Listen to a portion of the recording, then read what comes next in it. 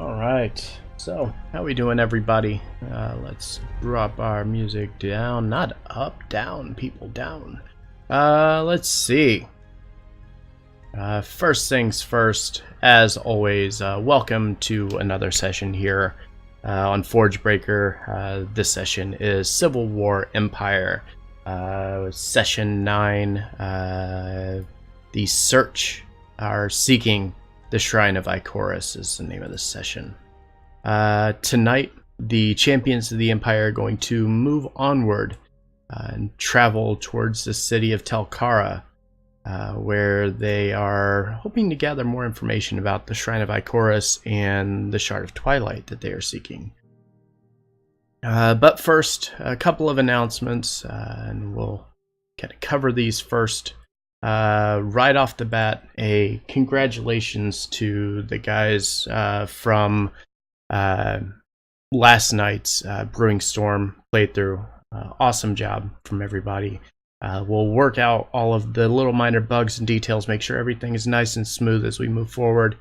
It was kind of a test run. It was Havoc's first time running the stream, so kind of excited to see how everything goes with that. So we're looking forward to more of those in the future.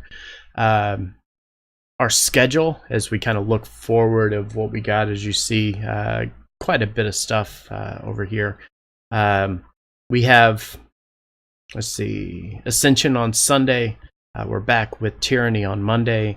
We're off Tuesday this coming week, but then we return on Wednesday with Amongst the Giants, which everybody is looking forward to again. The next Alliance game will be the 26th.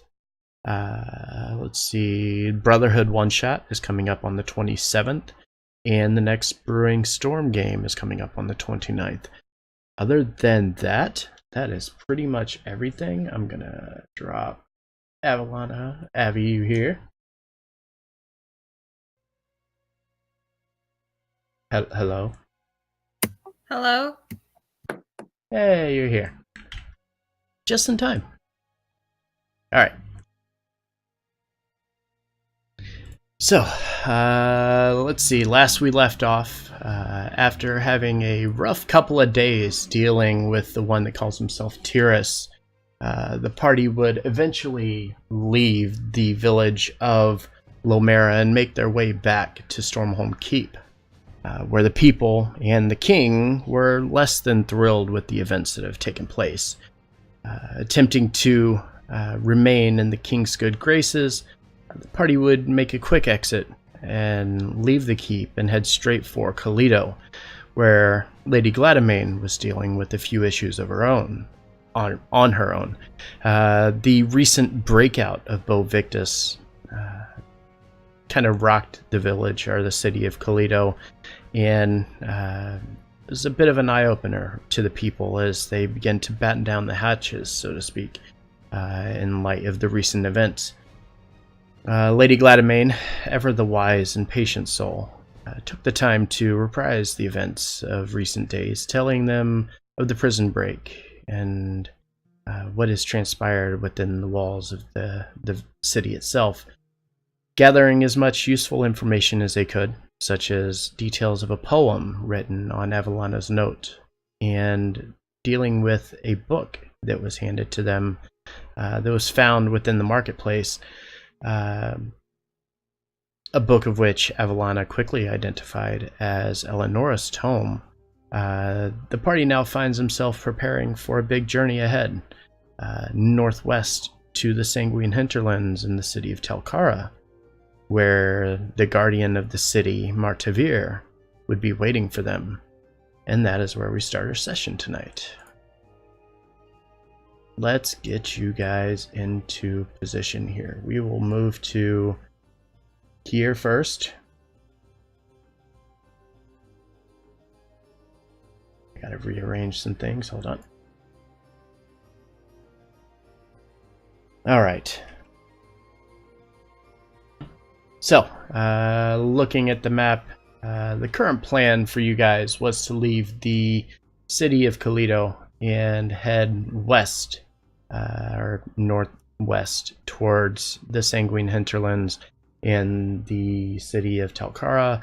Then from there, take a boat and travel southwest to the Sapphire Woodlands. And after finishing there, rumors of a Fire King from within the Forge Summit to the south of the Woodlands. That is currently where we are at. Is there anything you guys are wanting to do before you head out? Well, previously in the last session, I had sent a Freddy out to secure whatever else possible he could find, such as potions or maybe various magic items of any sort, just to see like what he could turn up while we were taking care of business. I was wondering like what were the fruits of his labors. Aside from basic supplies and things of that nature, he was able to procure an additional 3 potions of healing. If you guys would like to kind of split the cost of that up, you are more than welcome to do that. 50 GP each. Mm-hmm. Yeah, I'll throw in 50. And now would be a good time to remind you, if I haven't already done so. I believe I did before, whenever you were first at the keep. But just a reminder, if there are very, very basic magic items that you would like to have procured or possibly made, if you have ideas for them, feel free to pass them by me. We can have that started here within Kalido. That pearl I found in that secret dungeon. Mm-hmm. Can I make that into a ring? Can I just like put it on a ring? You could. You could visit a jeweler and have that mounted within a setting on a ring. It would take a couple of days for them to finish it. I mean, unless you want them to haphazardly put it on there and then it possibly fall out. But if you're willing to give them a couple days and then travel back, you are more than welcome to do that. Or what you could do, since Freddy is here and you guys know the path that you're headed, if you wanted, you could possibly ask Belvedere if Freddy could take the item and deliver it to you somewhere. You would just have to know where to send him. No, I feel like that would take too much time. That pearl is really important to me. Is there any way I can fit it in, like make it into a necklace? Would that be faster? I mean, you're looking at a similar situation. The main issue with it is making sure that it has a stand or a mount that kind of clasps onto it and it doesn't just fall loose. If you wanted to have somebody who's, an actual jewelry smith that you could spend a little time at and probably pay him a bit of a hefty sum, you could have him build something that would basically be like a cage and wrap around it and then tie it to like a strip of leather if you wanted to try that. No, you know what? I think I'll have it made into a ring. Just wait a couple of days. Okay. Yeah. So if you want to do that, it'll only set you back 10 gold, but as I mentioned, it is going to take 2 days for that to happen. After which, as I mentioned, if you wanted to have Freddy deliver that to you, you could always do that. So I go to Belvedere and go, I want this pearl made into a ring. With your permission, once it's done, I would like Freddy to come and deliver this to me once it's finished. Well, up to Freddy, and I say I don't see a problem with it. If you don't, the only thing is like I'm not sure where we would be in 2 days' time. I'd imagine by that point we'd probably be based on our itinerary somewhere in the Sapphire Woodlands, I believe. Yeah, I mean, right now your current plan is to get to Telkara. It'll take the better part of a day to get to Telkara from where you were at, and then same thing, maybe a little bit less because you're going by boat from Telkara southwest towards the woodlands.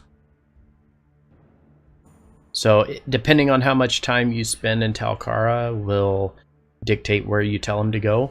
If you wanted to tell him to go ahead somewhere, I mean, your best option based on the map itself, your best option would be to tell him to go to Stormholm Keep, because that'll be the closest point that he would be familiar with, unless you attempt to find a place to stay before you go deep into the woodlands. But even then, you don't have an idea of where you're going in there yet, so your best bet would probably be the keep. Yeah, that's what I was thinking. It's probably having me just back at Stormholm. Or, I mean, you could have him follow you if you wanted, and as soon as that was done, he could jet out from Kalido and head straight towards the hinterlands if you wanted him to do that. But again, it just depends on how long you guys feel you will spend within Telkara. I'd say he can meet us at Stormhole. It's because we don't know how long we'll be staying at either the hinterlands or the woodlands. Indeed. The time's of the essence, so like we don't want to have to waste too much time at either place. Yeah, so I'll tell Freddy to meet us at Stormhall once the ring's done. Okay. And as you hand him the 10 gold and the pearl, the jeweler begins to do his work and attempting to come up with a finely crafted ring for this pearl. And Freddy, having his instructions now, will be waiting by for the individual to finish it and bring it to you immediately. Okay, nice. Thank you, Freddy. Is there anything else? Other than kind of much time we have before we leave or en route, if somehow possible, to do any more work on with my herbalism kit. You could probably squeeze a couple hours in there.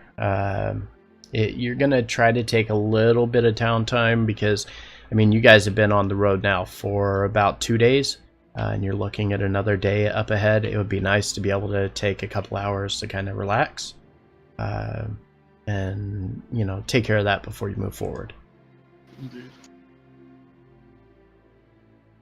Maybe get some good old reading in, too.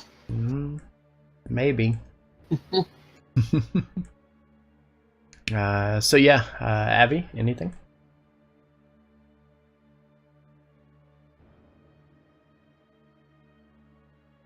Avalana.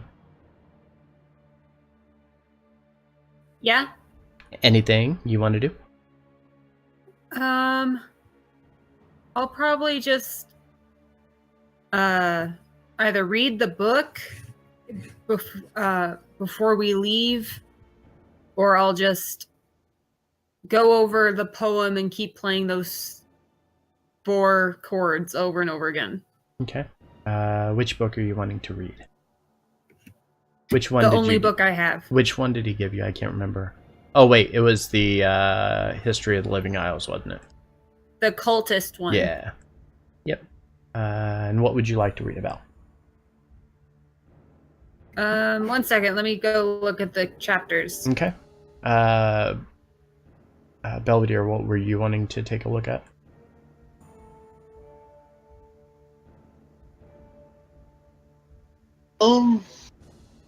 I think I've only taken a look at the 1 chapter, right, of the Dragon Book so far. Yeah, you've only taken a look at 1, it looks like. Oh, no, I think I looked at 2 as chapter. Oh, yeah. 5, and then it was chapter 4. Yeah. Didn't have a. Correct. Yeah, chapter 4 didn't have a page, but chapter 5 did. Also, now that they mentioned it, Chapter 5. You're reading chapter 5. Okay. Give me a second on that. Belvedere? I'll just continue on forward and read chapter 6. Okay. Avalana, you have read, you're reading chapter 5 called The Fallen Rage. The Fallen Rage, kind of similar to some of the other cults throughout the area here, was mostly pertaining to a group of warriors who, once the Dragon War had kind of ended, they felt that it was time for the warriors to step up and take claim to the Isles. Unfortunately, this was a very short-lived reign for them as they attempted to attack some of the larger cities, most of which pretty much destroyed the entire cult, with few people remaining. The most notable of which would end up go on to become one of the leaders within the Ebon Alliance, and that ended up being the father to Bo Victus. That's interesting, actually. So Bo Victus's dad was in this cult? He was one of the last remaining people from the cult, yes. Okay. You are reading chapter 6, The Fall of the Dragons. Belvedere, as you're reading through this, The Fall of the Dragons pertains to how dragons mostly throughout the Forgotten Realm itself, are revered as almost godlike, where after everything that had transpired from the First and the Second Dragon War here in the Living Isles, after that came to an end, the people of the Living Isles no longer wanted anything to do with the godlike beings and shunned them. And when, even though Ikorys, as you kind of read through with chapter 5, even though Ikorys was very kind and very helpful to the people of the Living Isles, they wanted nothing to do with her here. The fall from grace, basically, as it was. The people of the Living Isles basically shunned her and her people, and she went into hiding, disappearing from the realm a few short years after the Second Dragon War ended.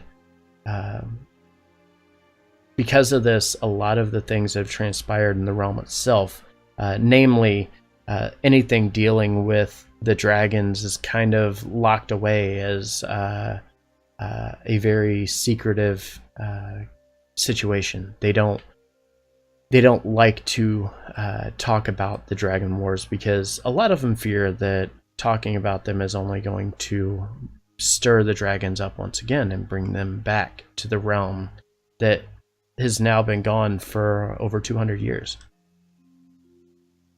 Indeed. So, two things. One, the place we're going in the Sanguine Hinterland ultimately is the tomb of Ikorys Fallen. Mm-hmm. And I'm assuming we're, like, as we read through this, we're sharing this information out loud with each other, just to kind of compare notes and things. And yeah, if you guys are hanging out together, you're kind of getting a feel for what's going on, and as you're reading this, you kind of point out the things that are important, and you kind of tell them back and forth to one another. Also, during the trip, can I start reading Eleanor's book?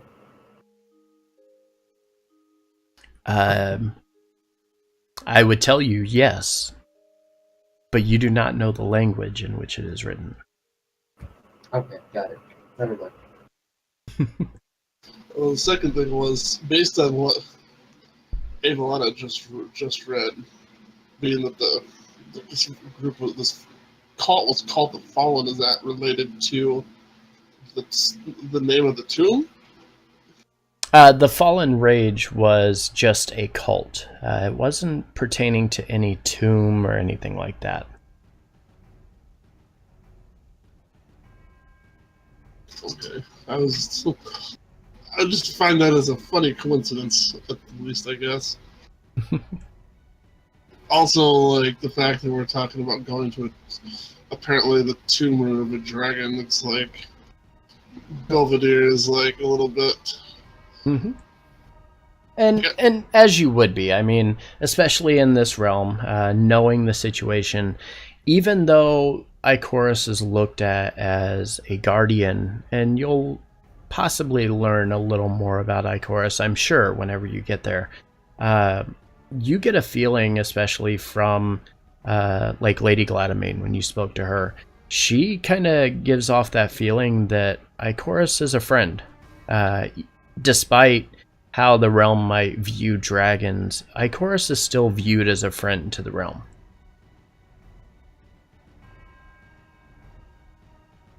Still, though, dragons are very finicky beasts to deal with. Indeed. All right, so kind of with that, we'll prepare everybody to move forward.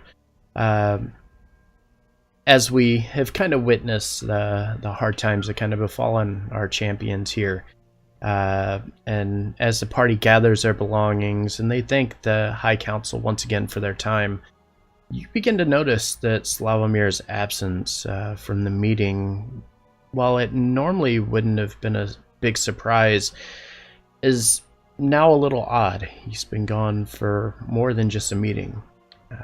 As day starts to turn to night, you spend most of the day looking around, or once you have prepared your stuff, you begin searching around the city of Toledo looking for him, starting with the Free Mead Tavern, where others gathered. I'm sorry. You traveled over to the Free Meat Tavern. You went to speak to the innkeeper, who mentioned something about basically the Slavomir just up and walking away, mentioning something about the trials of their journey so far being a bit more than he was prepared for. And as the party would spend the next couple hours scrambling, looking for him, they wouldn't really find any details. A bit discouraged. I don't know, would you guys like to leave a note behind for him? Anything like that, kind of telling him what you're doing, since he has now come up missing?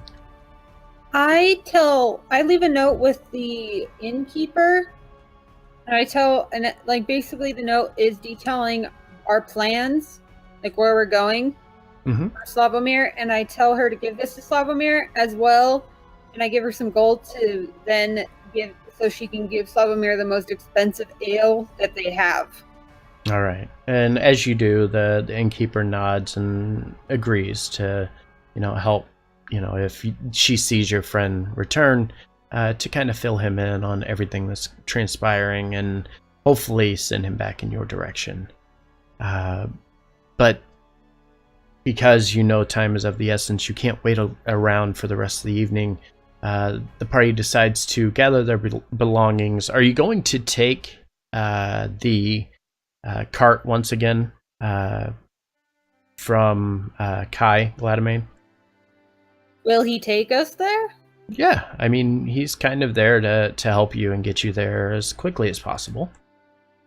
In character, I'm going to go up to Kai, and I'm going to say, "Hey, Kai, do you mind taking us to the Sanguine Hinterlands?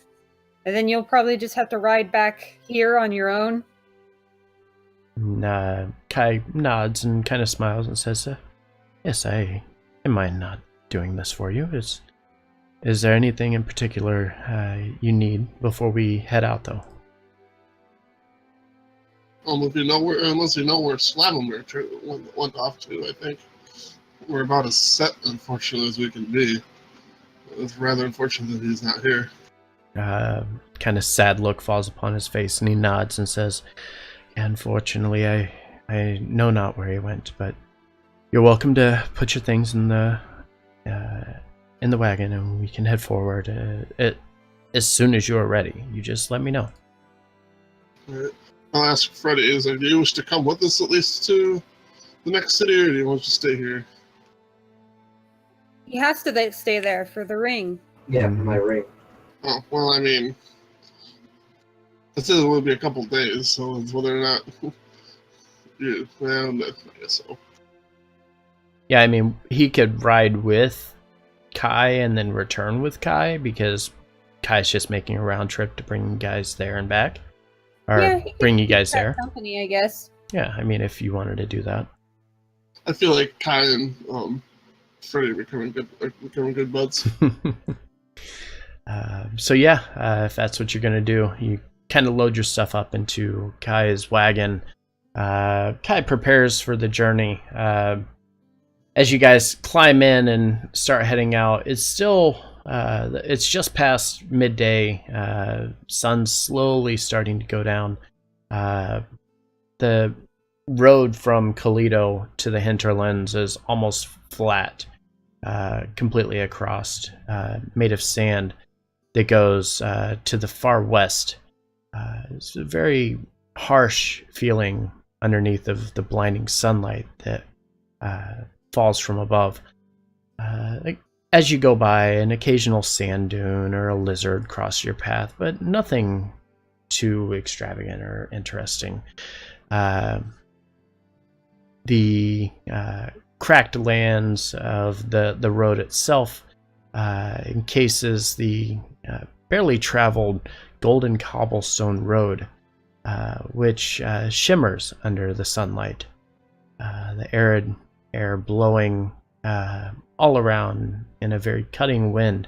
Thankfully, you're in the back of a wagon and that is protecting you and keeping your skin from feeling like sandpaper.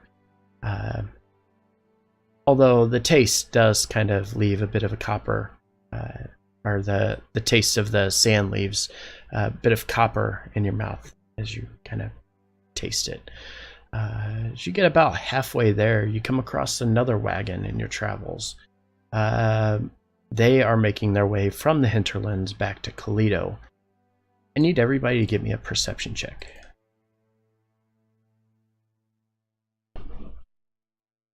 Yep.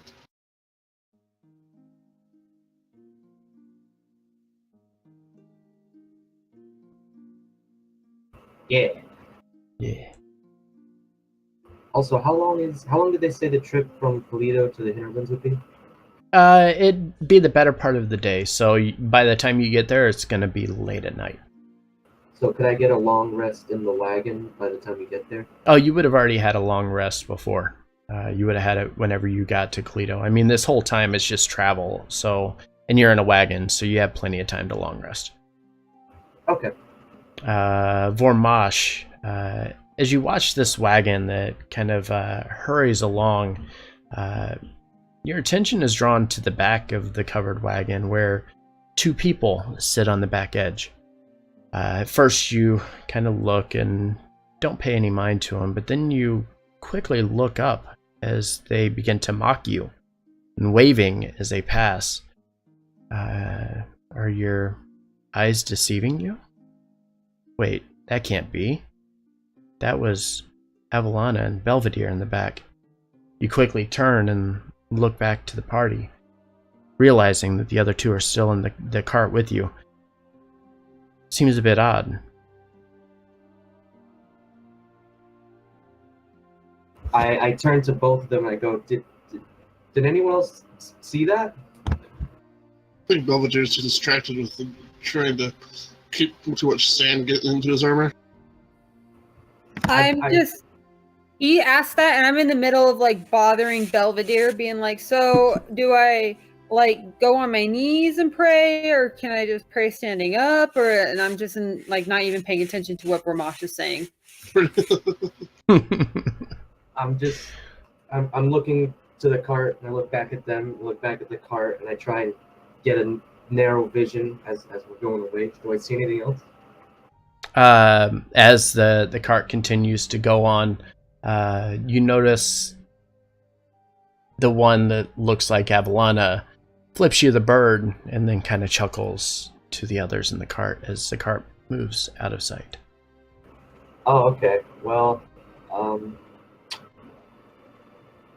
don't want to take this line down. What's the name? Oh, I cast Mage Hand and put a middle finger up to them.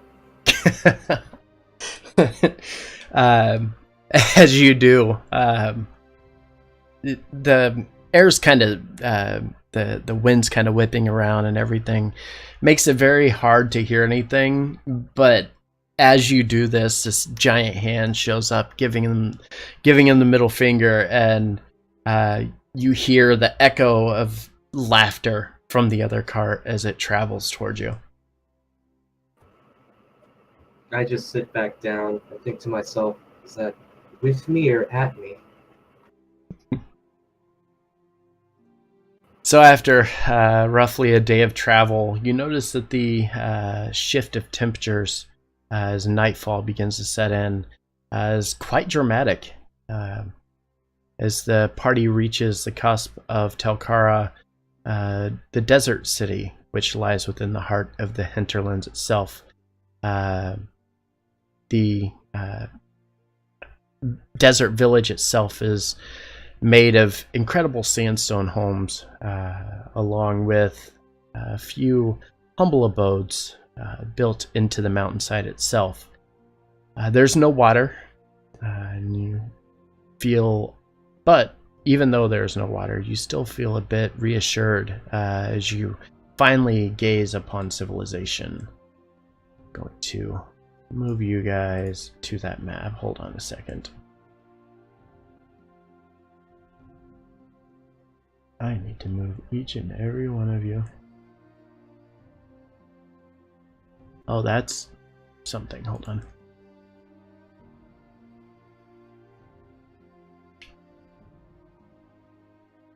All right.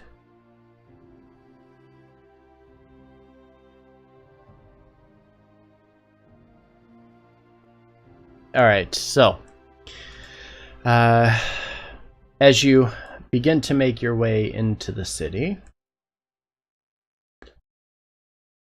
you are to the southwest, way down here.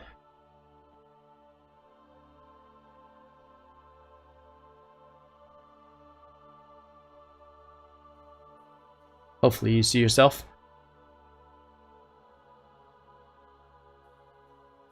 Yes. Yep, I just found us. Okay. Oh, Yep. so you're southeast. Far southeast. As I'm looking in the west, I'm like, I don't see anything. What's going on? At the city center, the road which led from Kalido into the village or the city of Telkara leads directly towards the shrine of Ikorys. This very large shrine, standing over 50 feet tall, depicting two dragons battling. One dragon flying above, breathing fire down upon the second dragon, with which it has its wings spread wide, shielding people underneath as they cower in fear. The placard at the foot of the tower reads, "It was at this location where Ikorys shielded the people of Telkara from the attacks of Rythes, leading to his defeat in late 1200. Can I tell what the statue is? What's the statue made out of? Sandstone and the figures on the top are mostly made of gold. I nudge Avalon. I go, it's probably fake gold. Why? Do we know what color dragons Ikorys and Rythus were? Nope.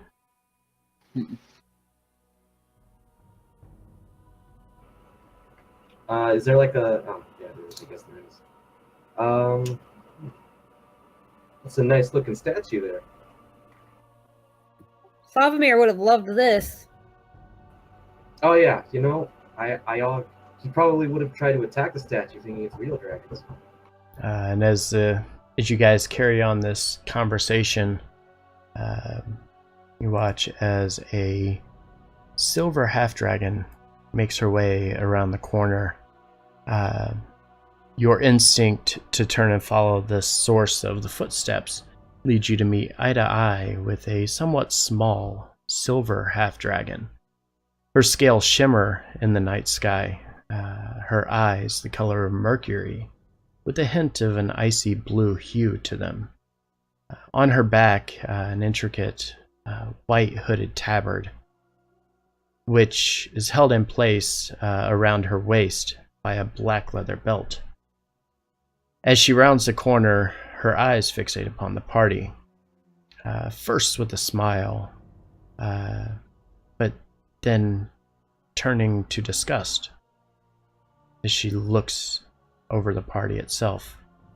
She props herself up a bit on her ornate black wooden cane and kind of holds her head up high, her voice deep and angry. You hear her say, "What are you doing back here? I thought I instructed you to leave my city at once." Excuse me?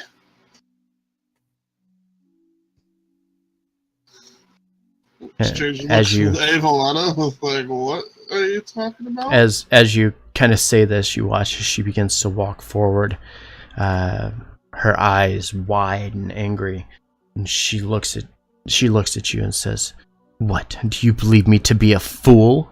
Do you think I have forgotten why you claim to be here in our village?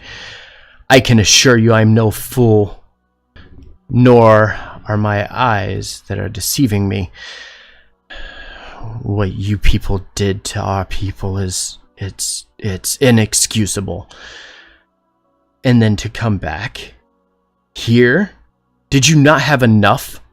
And you," pointing directly at Belvedere, and says, "After what you did to that poor woman, you should be ashamed of yourselves to even show your face here." Whoa. I'm sorry, but it's like, I have literally no idea what you're talking about, respectfully. And I'm like,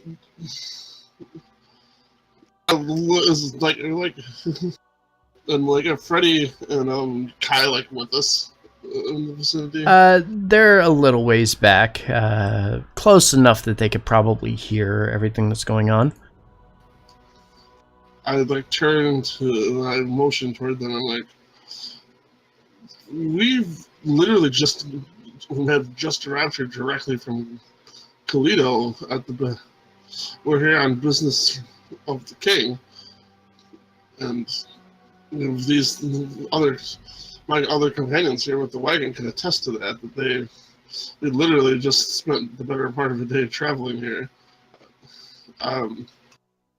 And as you say this, she looks directly at you and says, "Not only do you have no honor, but you're a liar as well."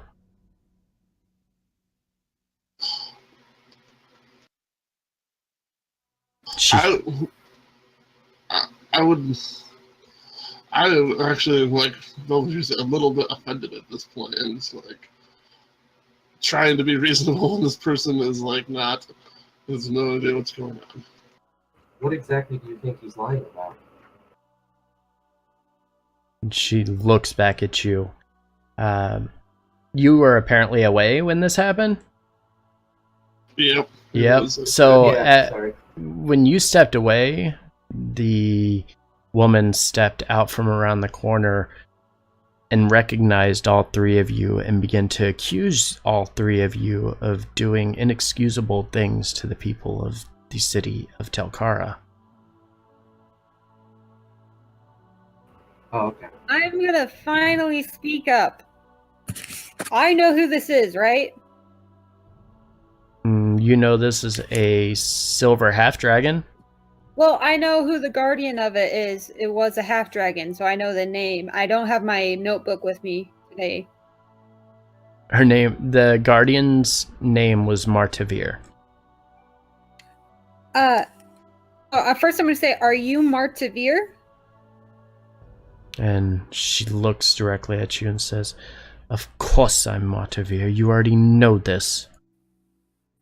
I did not know that. I assumed so. I'm glad my assumptions were right. So here is the deal, Martavir. We came here from Kalito. There's a big whole heap of trouble going on. Don't know if you've noticed. And there's this dude named Ikorys. I'm not going to go into it because I get in trouble when I do. But so we came here because we need to stop him, and we were told we needed to come here and check out the tomb. And then she interrupts you and says, "And you're looking for the Shard of Twilight." How'd you know that? She looks at you directly, her eyes piercing straight towards you, and says, "I have a better idea for you. Guards, seize them." I cast Charm Person right as soon as she says I have a better idea. The guards are already running out towards you. You can cast Charm Person. You're welcome to try.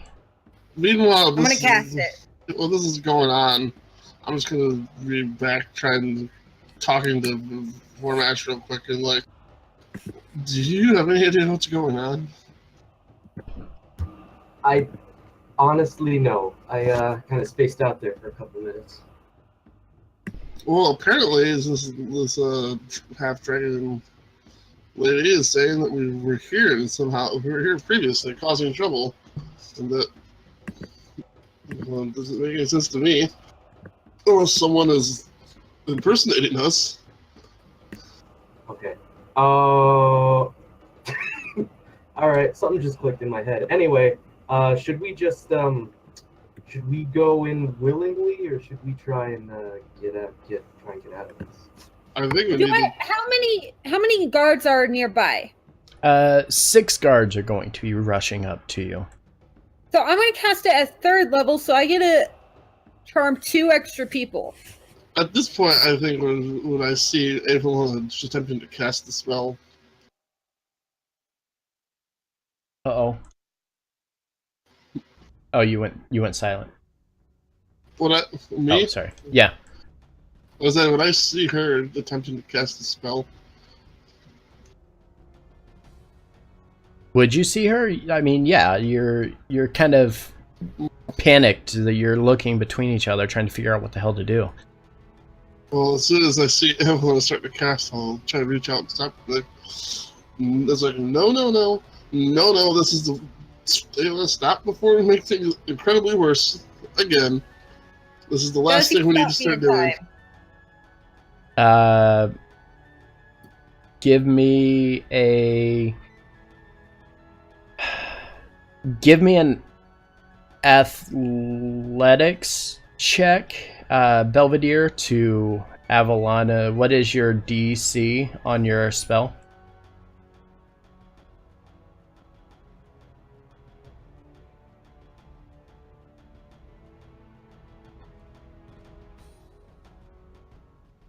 Avalana. I'm looking. Oh. It would be on the spell page, top right corner. Whatever your spellcaster thing is. Spell save DC. 14. Okay, so give me athletics. Yeah, so as Avalana prepares to cast this Charm Person spell, Belvedere quickly grabs a hold of her, covering her mouth to prevent her from finishing the verbal component of the spell, and stops as the 6 guards continue to rush in. As they do, Martavir looks at you and says, "At dusk, we will decide your fate. But for now, get them off of my streets."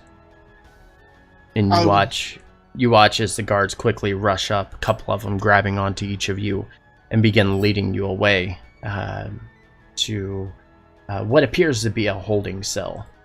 Just as they're coming up and grabbing stuff, so telling everyone, remember what I said about thinking things through before you act? This is exactly one of the situations. The last thing we need to do is is antagonize or even attack these people apparently any more than they've already been. And then as soon as we start getting led away, I'm going to yell for Kai and be like, "We got a situation." Okay. So you're gonna have a little downtime. What's gonna happen is the guards of the city of Talkara have now rushed you away, put you into a holding cell. As you kind of peek out from the holding cell, you look into what appears to be a giant pit. The cell itself is guarded by a very, very large individual standing right next to the door, and as you get close to the door, he kind of watches you very closely, and then as you kind of peek through, he quickly takes his weapon and puts it against your chest and kind of pushes you back a little bit, attempting to keep you away from the doorway itself. It is here you will spend the rest of the evening as it becomes completely dark through the city itself. Boy, oh boy. Would they take our lights? Did I actually spend that spell then? No, you did not. He was able to react fast enough to prevent you from casting the spell. So we're currently in a jail cell right now. Yeah, not really jail, but a holding cell. Do they take our equipment and things from us, I imagine? Not yet. Well, after Zayd, if we're in a cell and we're sitting here for a while, I'm going to first after things settle down for a brief moment, I'm going to try and see if I can't catch a glimpse of Kai or Freddy? Nope. As you look out, you're able to peer out through the small window of the holding cell that you're within, and as you kind of peek out, you see on the other side is another doorway, and then as you kind of look upward a little bit, it goes about 30 or 40 feet up in the air, to which you see what appears to be steps leading all the way up, all the way around you.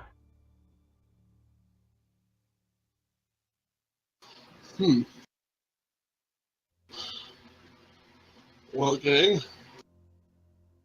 One quick question. Sage, you can't see anything, can you? Oh, yeah, you can, because it's daylight, right? Can you see anything on the map? Yeah.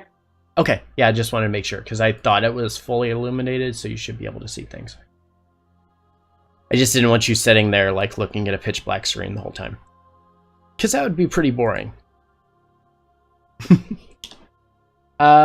So yeah, a couple hours pass, and you start to hear the sound of voices, and people walking around, making a lot of noise. The sound's getting louder and louder as it appears more and more people have begun to appear and show up in this area that you're in. Did they take my mandolin? Nope. They took none of... So here's the important thing to remember. They took none of your gear, and they did not physically harm you in any way. Okay, so what the entire time we've been in the cell or whatever, I've been playing music. Okay. And I'm gonna... So even as these people are approaching us, I'm playing music. All right. I would take the time to, if possible, read more book, because there's not much you can do otherwise. Okay, what are you going to read then?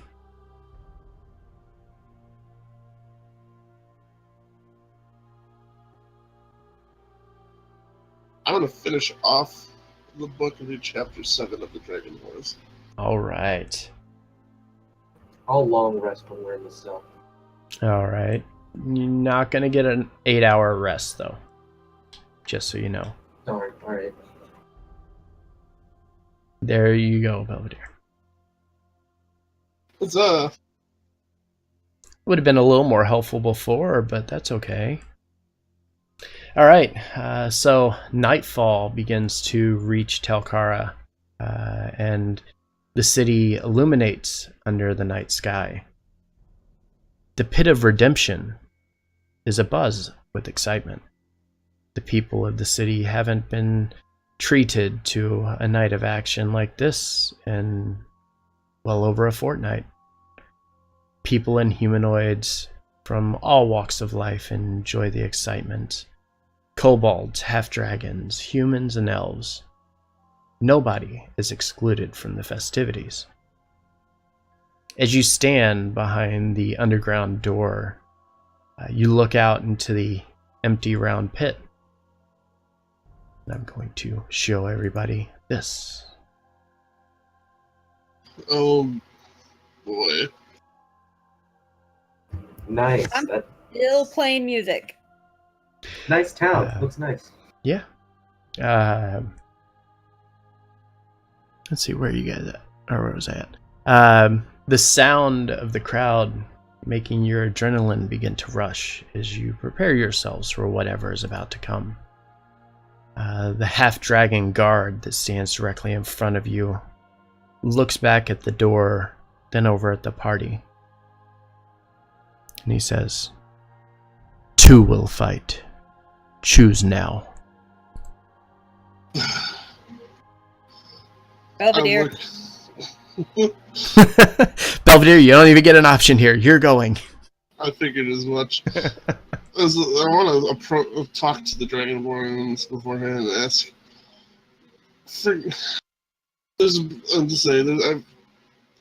I believe there's been a very large misunderstanding.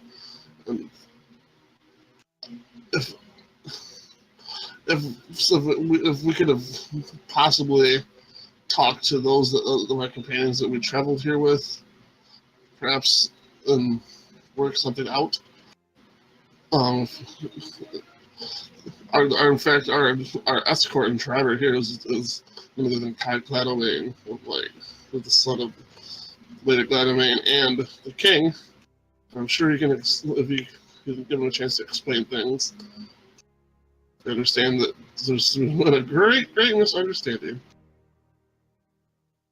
And as you say this, the Dragonborn looks down at you and says, "Two will fight." All right, Belvedere, who do you want to come with you? Belvedere looks at both Ivlana and Vormash. Does either of you want to volunteer? I will go if you want me to. If that's what you want, then I can't really go against that. Can't go against your wishes. Belvedere will nod.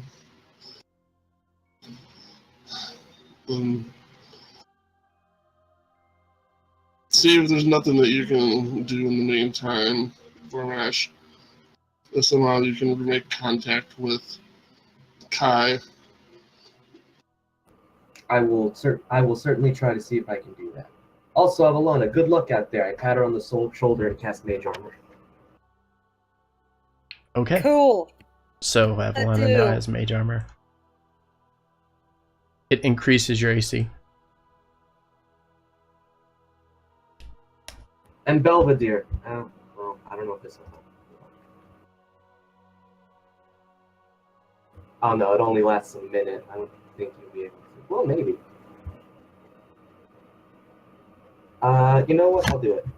Belvedere, good luck to you. I shake his hand and cast Dragon's Breath. And as you do this, the Dragonborn watching is... Can I stealth that? Nope, he sees you casting these spells and watches as you're grabbing and thumbing through your spell book to do so. And you watch as he walks over and places his hand on your shoulder and says, "I'm gonna need your spell book now."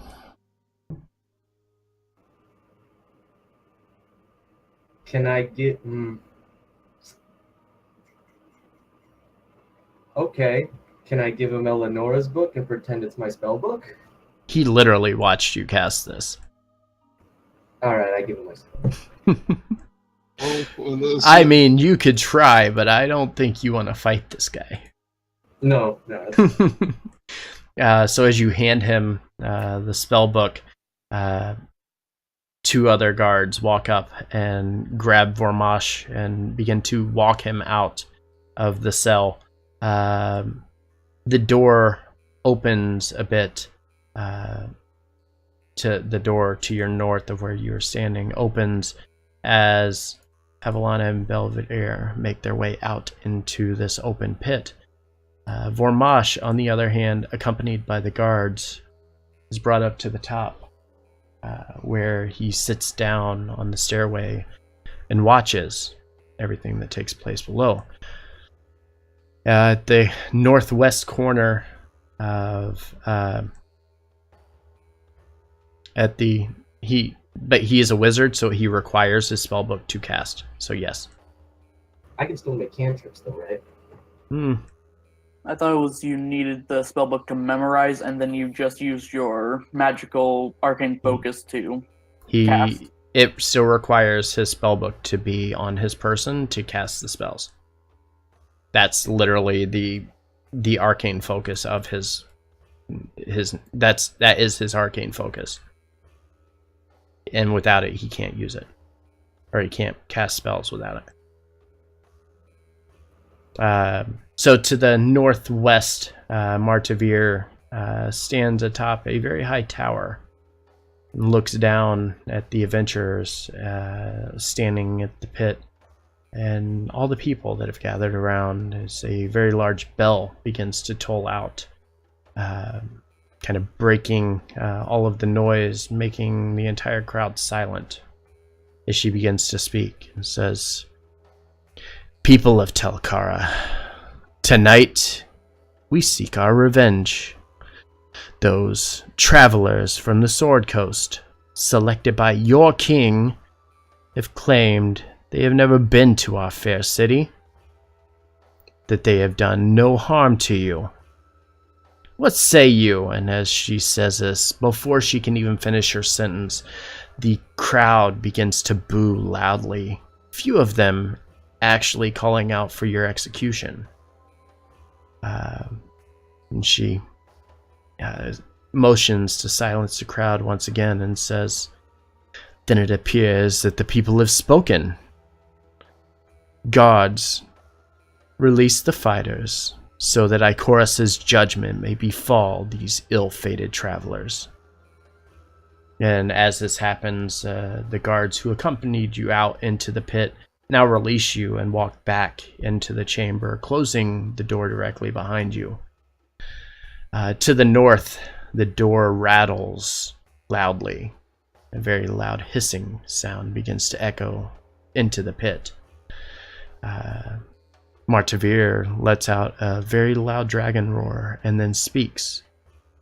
"Let the trial begin." And we're going to stop here and take a 5-minute break. You are killing me, Smalls. So we'll be back. 5 minutes. We will deal with the Pit of Redemption. Oh boy, I can't wait for you guys to fight the Hulk. Don't say things like that. I am not a kind god when it comes to encounters, as you've already seen. Or Mosh, you should have said something. What should I have said?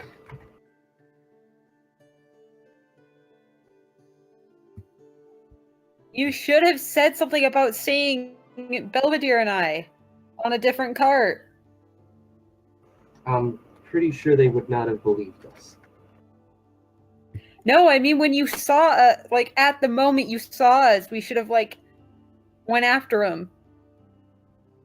Like, I assumed it was a hallucination.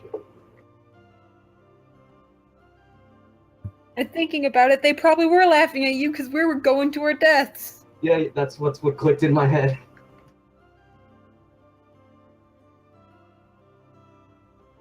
Boy, this is quite the pickle.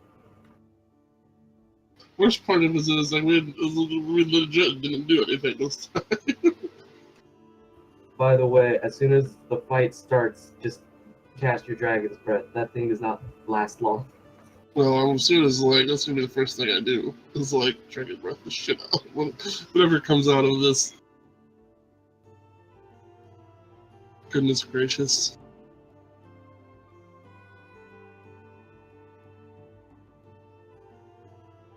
I was saying we'll play Forge. Of all the things I'm expecting this session to where expecting this, all the places I'm expecting the session to go, or things to occur. This is not one of them. We've been in this town for 5 minutes and we already got arrested and fighting monsters.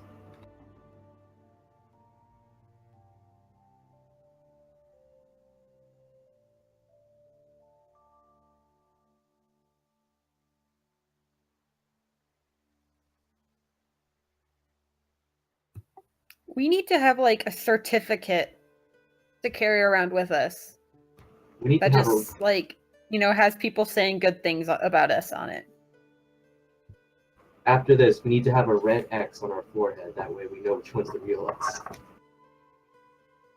I just more curious about why there's apparently clones of us just running around now. Did you make a deal with hags recently? For all we know, Belvedere or Slavomir could have done that. Yeah, what is Slavomir doing at this point? He got drunk and pissed off some hags. No, as I said, I think you're AFK for it. As just as I have to applaud your this situation here. I can't say that I foresee any of this coming. Yeah, most of this was already written, and it was going to be a very different scenario. But I had a change of heart, and I wanted to spice things up a little bit. How kind of you. I know, right? And of course, there can only be 2 combatants. Of course there can. Can I have like a drink or something while I'm up here? Nope. And of course, Slavomir isn't here. Of course not. That was the point.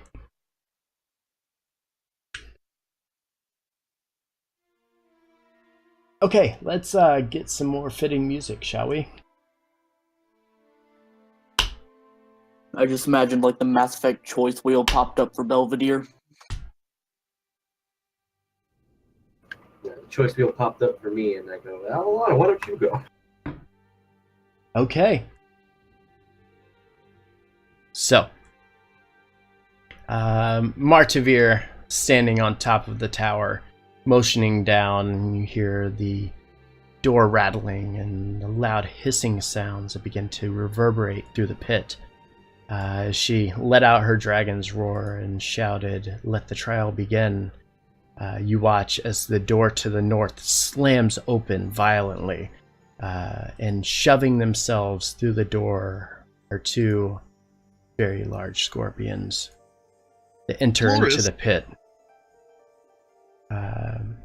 As they charge out, they make their way around the outside, watching where you are at. What are you doing? This is our turn. Do we roll initiative? I haven't told you to yet. I'm gonna go up to move up to the one on the left and immediately cast his Dragon Breath if it's still applicable. Okay. And it's going to be cold damage. All right.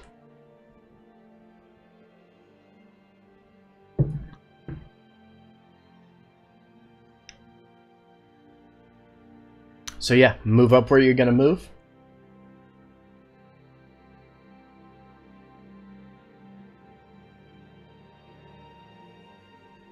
All right. Is that a saving throw, or is it just as is? Attack saving throw. Dex save. A 5. He rolled a whole 5. Don't think he's gonna save. And if possible, as soon as I let loose, I'm going to follow up, pull out my sword and shield, and take this scorpion to task. Okay. Are you close enough to hit him? I can step up another 5 more feet to do Okay. it. Go ahead and do that. And as you see, I'm not hiding any rolls from you right now. Actually, after the fact that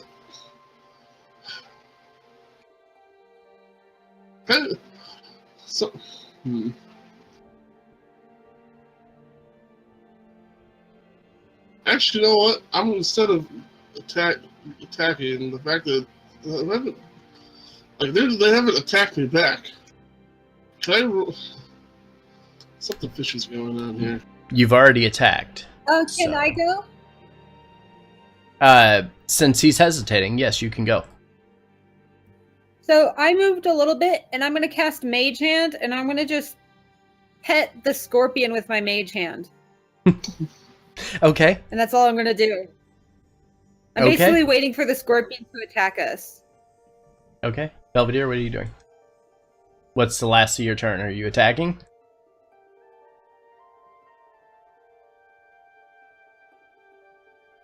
No, I'm actually just going to assume a what is it called? The dodge action. Okay.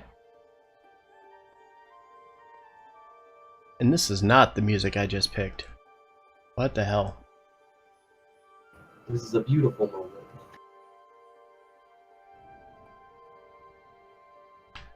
Come on, music. 1 sec.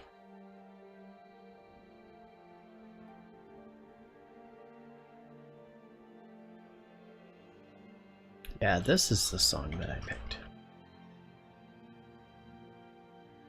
Yeah, so I get with dodge, I get attack rolls with disadvantage, and I get advantage. Excuse me, I get advantage on dex saving throws.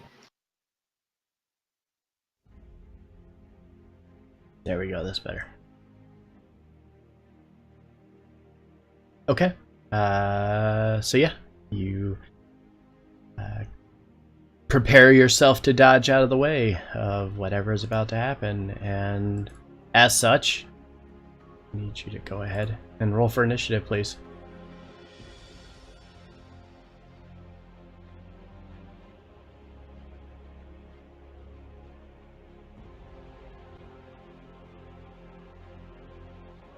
My name is now Giant Scorpion in chat. I just want to make people aware of that, because that's awesome. Oh, nice. Belvedere, you didn't select yourself. Yeah, well, dang it. I'll change it I once had you get before. Hell shenanigans. All right. Here we go. The Mage Hand comforting the one to the right here, if only briefly, distracts him as he quickly moves into position and is going to begin attacking Belvedere here. Let's see, what is he gonna do? Oh, he has multi-attack. So, 2 with his claws, 1 with his stinger. Oh, third one of that doesn't count. 5, 23, and 16. Disadvantage. So 15 on the second one. and 16 on sting. None of them hit with my armor class of 20. Yeah, so as all 3 of these attacks quickly come in, you get a feeling that these are not very kind little pets, and they are going to try to kill you. Indeed.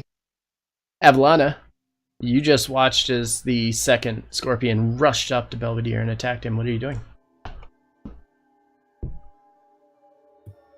I'm going to cast a spell. I'm working at the distance. Use your thing. Your ruler.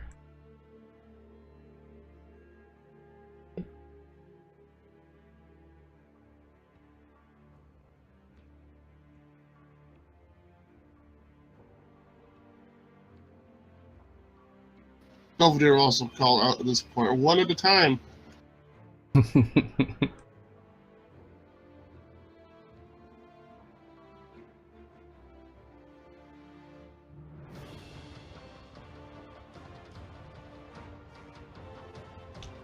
Okay, Abby, what are you doing?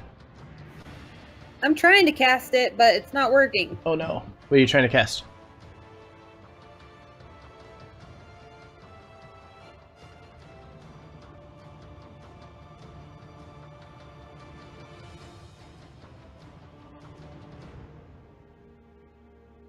What spell are you trying to cast? Shatter. Oh. What level? Second? You should be able to Yes. click on it and activate. I just was able to do so. I didn't finish it, but I could click on it and then it asks what level to click on it, or what level to cast. Going to add it a second time, click on the second one that shows up. The one at the bottom of your list there. Try that one. There we go. Alright, strength save from both of these scorpions. 1 on the left. 4. 1 on the right. A 10. Both of them fail. So they take 11 thunder damage. Nice. I also cast Bardic Inspiration for Belvedere. Hold on a second. Hold on. Where are you casting that to? It's a 10-foot radius sphere. You need to tell me where it's going, because if you put it in the middle of them, it's going to hit Belvedere as well. So if you're wanting 10 foot, you could do... If you're wanting 10 foot and not hit Belvedere, because that's going to hit him, but you could start from here, and that'd go 10 foot, 10 foot, 10 foot, and hit both of them, and not hit him. If that's what you're trying to do. Yeah, I was going to... Okay. I was placing it in a place where it couldn't hit Belvedere. Okay. I just wanted to make sure, because, yeah, you'll have to specify that whenever you cast it in the future.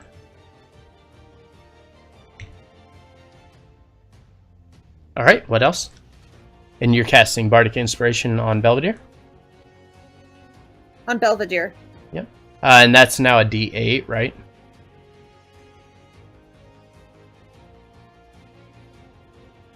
You think your inspiration is a D8 now?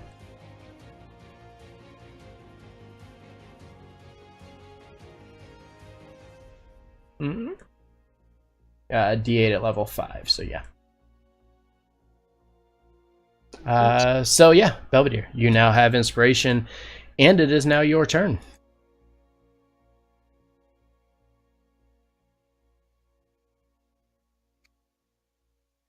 Awesome. I'm going to use my bonus action to cast Syrian Smite at 2nd level. And I'm going to take it to the Mr. Scorpion on the left and go for my attack. Alrighty.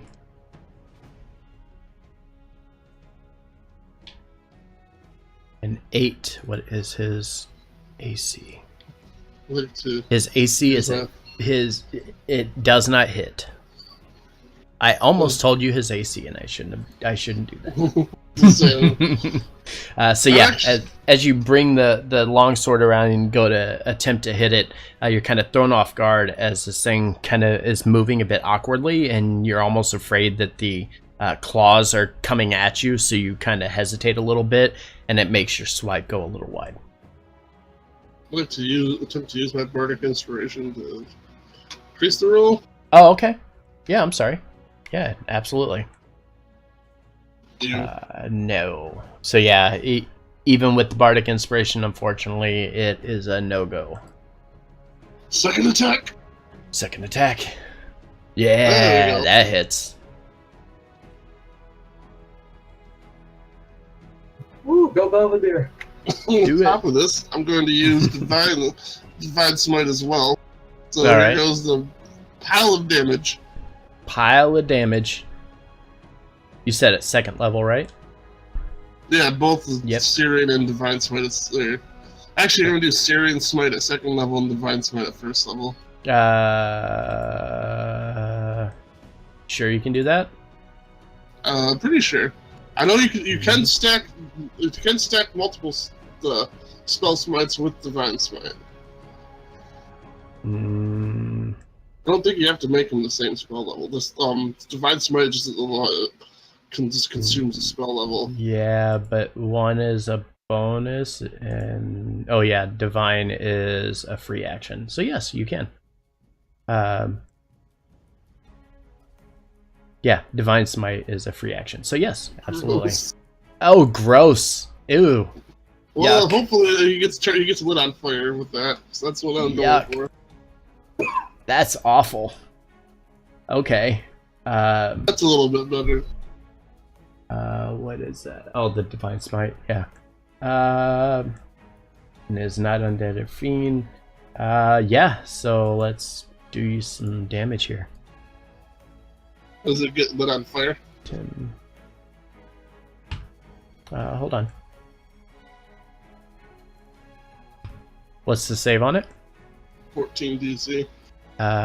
Dex? Constitution. Oh, I'm sorry. I rolled Dex. Nope. He is not set on fire. Little Pia. But as you connect with the second strike and you are laying into it with everything you have, you hit it, and its flawless hit does a considerable amount of damage to it. You watch as whenever the searing smite hits it, kind of pulls back a little bit, feeling the flame or the heat of the actual smite itself beginning to burn it a little. And as it kind of pulls back, you watch as the divine smite then dealing a considerable amount of radiant damage to it. It's looking pretty rough, but it's still standing. And as such, it is now going to make its attacks 2 claw attacks and 1 sting.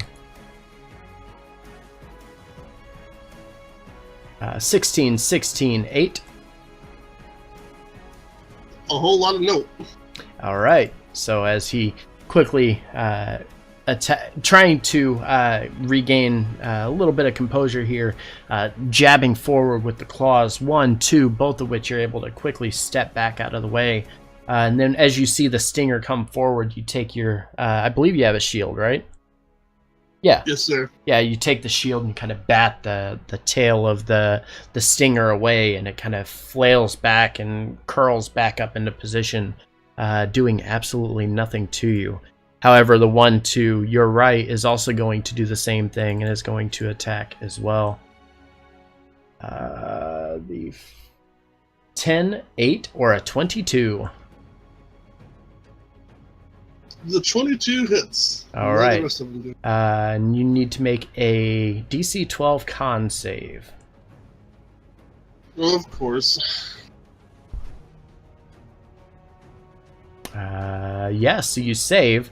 We're going to take the average number of 22, so you're going to take 11 poison damage because you were able to save on it. Avalana, what's that? It only does poison damage. Does it do any other damage with it? Yeah, it's just a poison. Oh wait, hold on. I'm sorry. Plus 12 piercing. Ouch. Yeah. I already called the average 22 on that, so we'll just use the 22 poison. So yeah.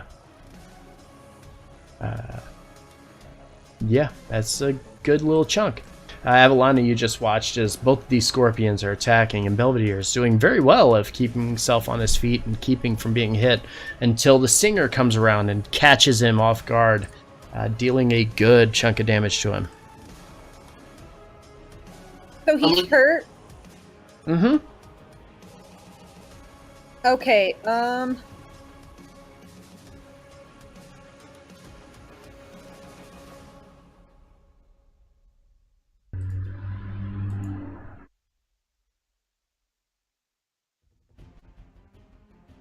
I'm gonna cast Healing Word on him then.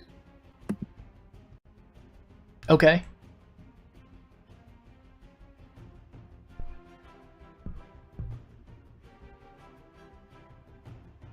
So getting an additional 10 healing back.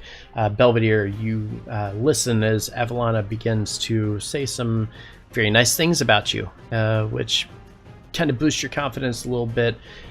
Help you feel a little more revived, better than you were after that last brutal attack from the Scorpion. What else you doing, Abby?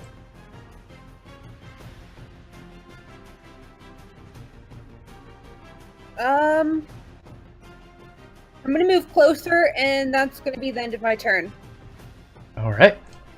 So Avalana, using her capabilities to heal you, breathing some life back into you, and then moving closer to the fray.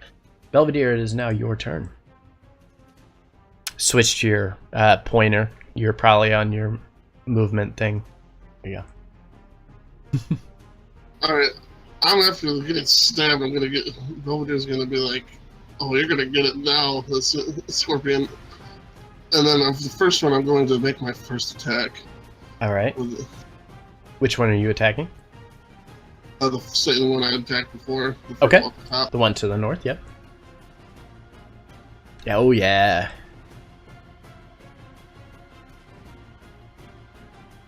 Go and give me some damage. Oh. That's yucky. I was gonna say, let's try to do the first level of Divine Sword as well. Okay.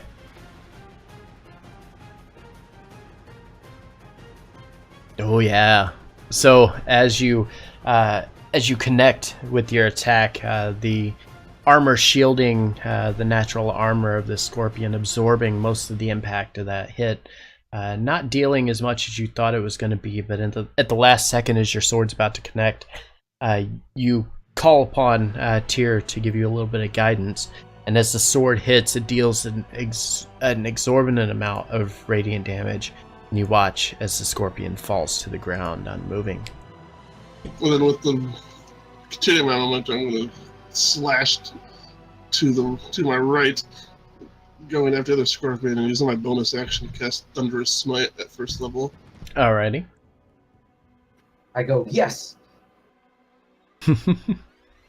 Yeah, 22 hits. Then I'm going to cast Divine Smite at second level as well. Okay.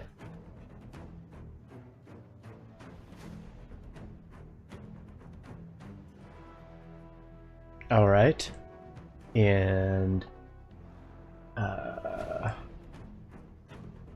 cool. It's all kinds of damage. So 15 bad at math.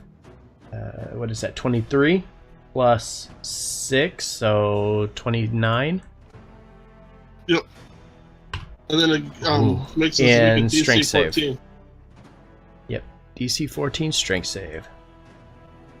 He saves. So as you quickly come in, feeling a bit confident after dropping the first one, you turn back around and you lay into this other one. And as soon as it connects, you feel just all of this energy, this pent-up aggression from feeling a bit slighted by these individuals who have held you captive now for the remainder of the day.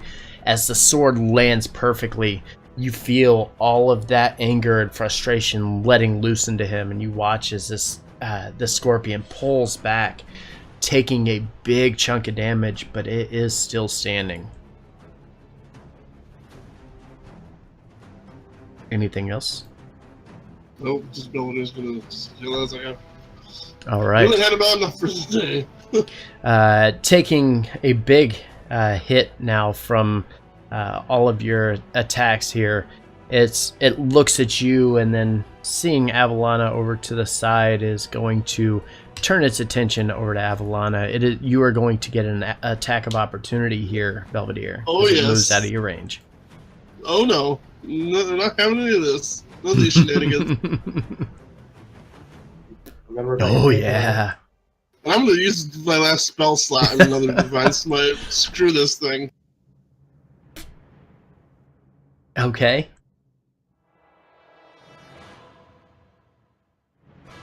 Avalana just left the chat.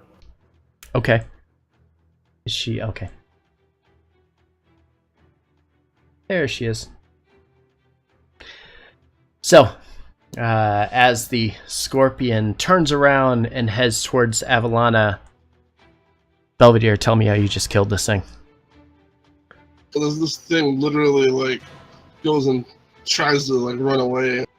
Belvedere just drops his shield and Richard just grabs it by the tail and it's just like, oh no, not today, and literally just pulls it back. And as he you cut off. Yep. Oh, there you go. Sorry. Belvedere, like as he turns around and leaves, he drops his shield and grabs it by its tail and then pulls it back. Reverse grips his sword and just plunges it straight into its head. Nice. And as the last scorpion falls, the crowd erupts. A bit cheerful, considering these people wanted to see you dead. Apparently, you are worthy competitors within the Pit of Redemption. And as all of this goes on, Martevere looks down at you, nodding, only briefly, before letting out yet another roar. And the door opens once again, though nothing immediately rushes out. What are you doing? I'm going to use some of my lay on hands on myself to recover. I'm going to recover 10 hit points. Okay. I turn to one of the dragon people that I'm with and say, "Hey, is there like such a thing as a timeout or like a tag in or something like that?" And they chuckle at you as you say this. I decided to move back to my corner and wait for the new enemy to appear. Okay. Belvedere is going to step in the middle and yell out, looking at Martevere and say, "Don't you do it. Don't you say what I think you're going to say." Oh, come on. You weren't going to say, "Are you not entertained?" Come on. Actually, I was thinking. you expecting it just caught me. I'm sorry. Maybe start laughing to myself. That's the true loss right there. All right, and then a few moments pass in silence, and then slowly, from the doorway, two humanoids, draped in rags and jewels, emerge from the passageway. They slowly begin walking in your direction. I need both of you to give me a wisdom save and roll for initiative, please.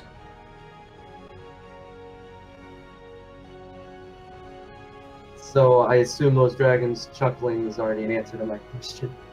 Oh no. There is no stopping the pain train, boys. Oh, look at that crit initiative roll there.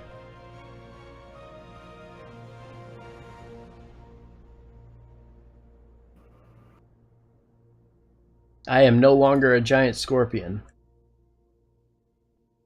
This form tires the god. Okay.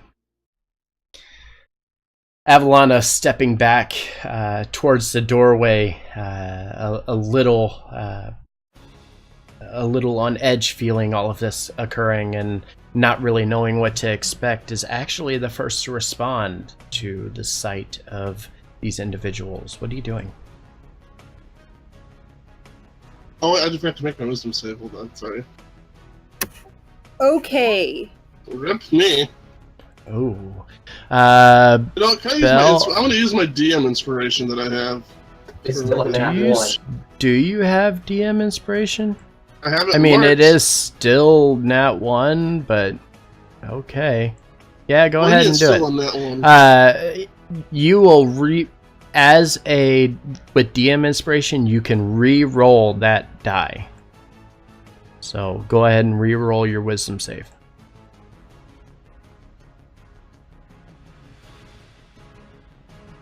Yeah. Okay. So both of you feeling this very dreadful presence begin to fall upon you. Quickly prepare yourself, and mentally you're able to resist against it, and you are now unable to be feared by these individuals for the next 24 hours.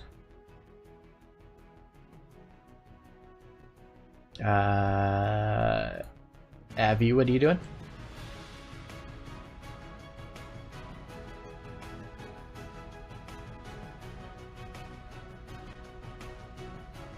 Avalana. I'm checking something real quick. One thing I'm doing for sure is I am giving Belvedere another bardic inspiration. You clicked Dissonant Whispers. Are you trying to cast that on them?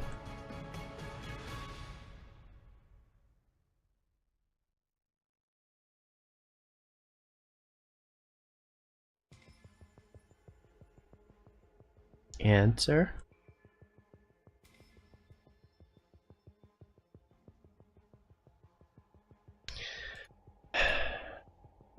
Avalana. Yeah, I did cast Dissonant Whispers Okay. on purpose. Okay. Just make sure you answer me, because I didn't hear anything. So yeah, which one are you casting it at? The left one. The left one. Okay. All right. So, that is a wisdom save. Oh wait, that's not the right one. This is the right one for a wisdom save. It fails. So it takes 9 damage from that. Anything else?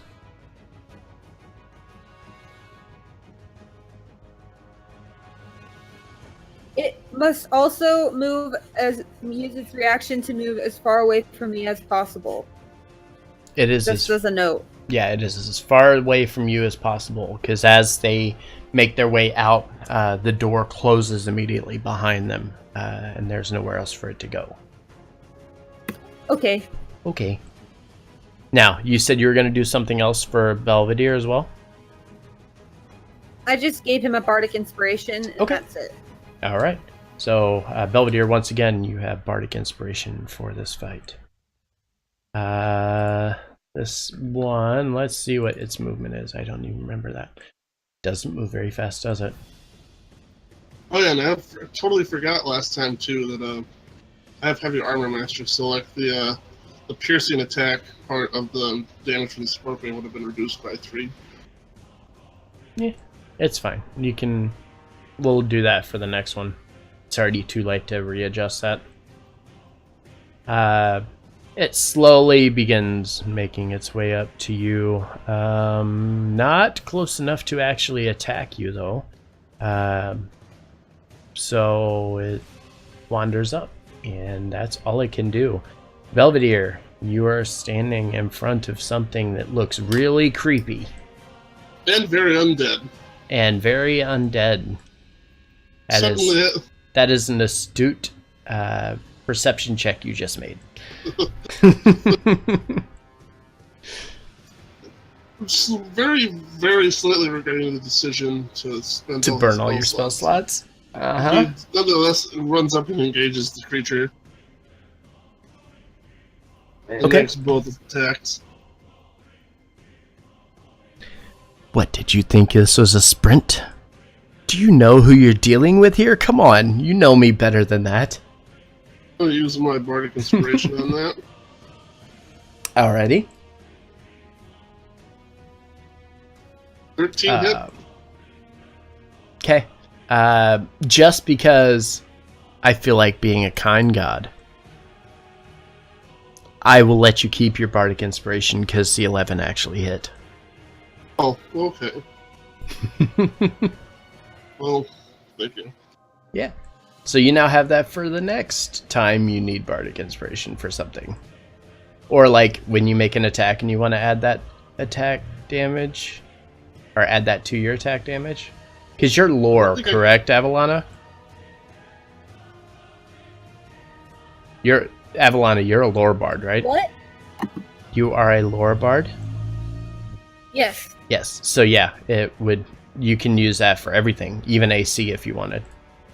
Really? Mm-hmm. I thought attack damage was only for like Valor or whatever. I believe Lore is the one that has that. Let me look. Hold on. I could be wrong. Well, I'm gonna roll my damage in my second attack. Yeah.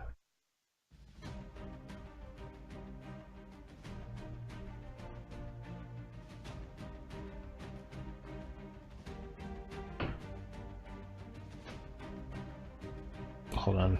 I'm looking for something.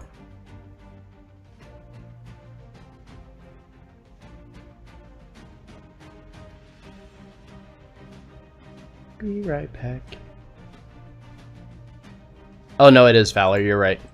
Sorry. So yeah, your first attack lands, dealing a nice little chunk of damage, but the second one deals even more damage. Nice little combo of attacks. Couple of quick swipes, dealing a couple of good chunks. Anything else?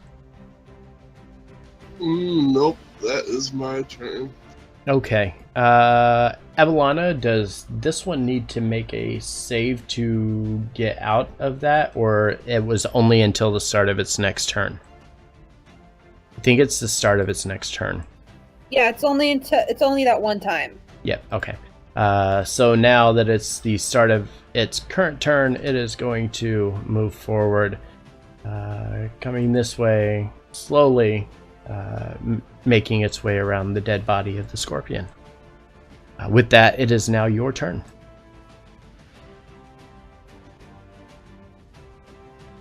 You can do it. You can do it. I'm still up here, by the way. Oh boy, undead, huh?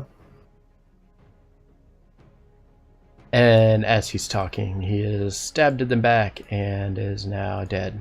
Just kidding. Oh, wow. He's like, wait, hold on, what? What happened? No talking during the show. No talking. Evelana, you're up. I know. So I know. I'm just trying to prepare you because when we get to the final confrontation for you guys, you're going to have 30 seconds to decide what you're doing. And that's it. Every turn. You get 30 seconds. So is this considered a humanoid? Yes. Technically. Then can I cast... No, it's not technically considered a humanoid. I'm sorry. Okay, then. I won't do what I was planning to do then. Undead and humanoid are two very different things.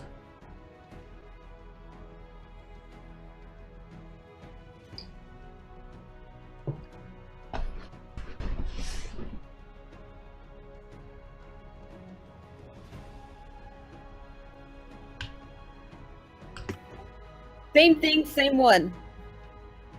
Same one. The one that's coming your direction.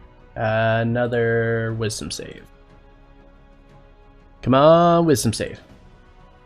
It matches. So it does save, so it will take half damage. So that will be, and we round down, so it's going to be a 4. Anything else?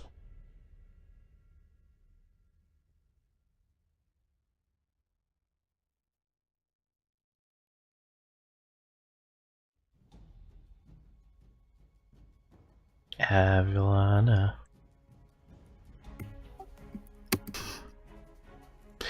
Anything else? We're not hearing you if you're talking, by the way. She said something. Oh. Okay.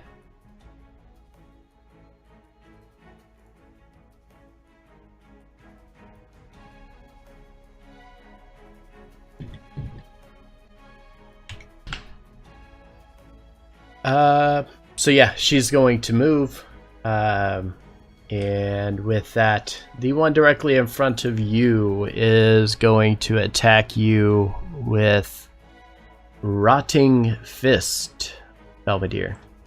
So I need you to give me a con save, because wow, that attack is perfect. Ouch. Con save 12.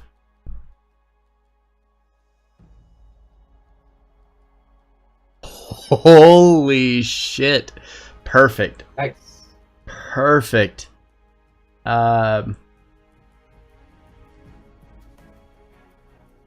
Okay. So you take none of that. That is one hell of a con save right there. But it is still going to deal a total of 9 bludgeoning damage. And I still think it does necrotic damage too. Hold on, let me check.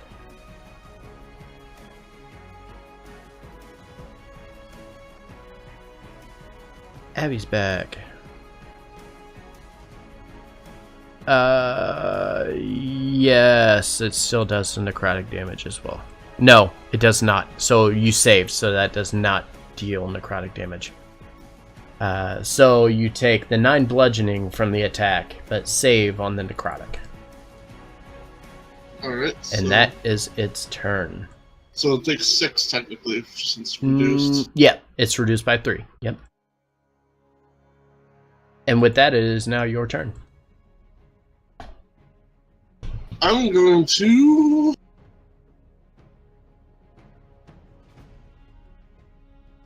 use my action to use my Channel Divinity Conquering Presence. Oh, wait, that's not what I thought you were going to do. I was like celebrating over here. I'm like, yes, turn undead. No, that's not what it's doing. Not quite that kind of paladin, unfortunately. Exude a terrifying presence. As an action, you force each creature of your choice that is within 30 feet, which is both of them, to make a wisdom save. So are you going to make both of them do a wisdom save? Yep. Okay. Alright, one save, so the one in front of you saves, but the other one does not. On the failed save, the creature becomes frightened of you for a minute. Okay? So that means it's going to move away from you as far as it can go. So that means it's probably going to head at about this direction-ish over here. That's all it's going to do, correct? It doesn't do any damage to it. Yep. Nope. All right. It just keeps repeating the save on its turn at the end of its turns. Okay. Anything else? Nope, that's my action, and don't have anything for my bonus action currently, so. Alright. So this one's going to move over here and get as far away as possible. It's not going to be attacking or anything as it goes by. But Avalana, because it enters this square and leaves it, you can now have an attack of opportunity to hit it. So you can take a weapon or I think a spell attack too. Yeah. Oh yeah, that hits. I think you have to have a feat to spell attack. Yeah, I think so too. I believe so. So go ahead and give me some damage on that sickle attack. Alrighty. So yeah, as it enters and leaves your presence, runs up to the wall, trying to get as far away from Belvedere as it can. And then it now makes, yeah, it's Warcaster. Now makes its wisdom save and still fails. Wait. Is it the same DC on everyone? Yeah, it is. Yeah, which was my 12 DC. Yep. Alright, so yeah, it still saves, so it is still on the beginning of its next turn, is going to continue to try to move away as far as it can. That one's moved. Avalana, you're up.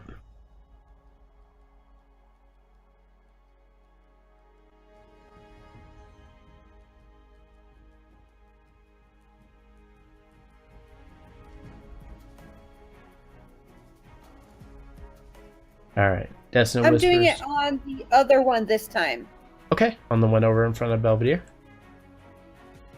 Alright. I'm doing on the one in front of Belvedere. Yeah. It saves. So it takes half damage, so 6. Anything else? No, I'm gonna stay where I am. Okay. The one directly in front of Belvedere is now going to attack again. Attempting to hit, but an 11 is unfortunately not going to hit. As it swings. As it swings forward, its motion a little too slow, and Belvedere is easily able to move out of the way of it. It is now Belvedere's turn. Make my 2 melee attacks against it. Do it.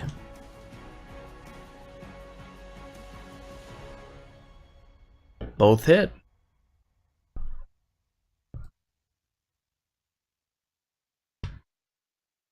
Okay, slowly whittling these guys down, but it is effective and it's doing its job. Anything else? Doing great.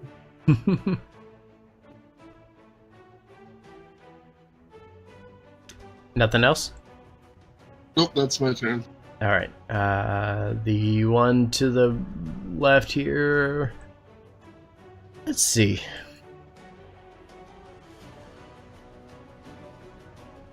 Yeah, that's still the furthest point where it's going, so it's going to continue trying to move in that direction, unable to get away any further. It's running into the wall mindlessly, and is going to attempt its save. This time it does break free, though, and is able to continue about its business on its next turn. Avalana, you watch as the one to your left has now stopped walking into the wall and is now facing you.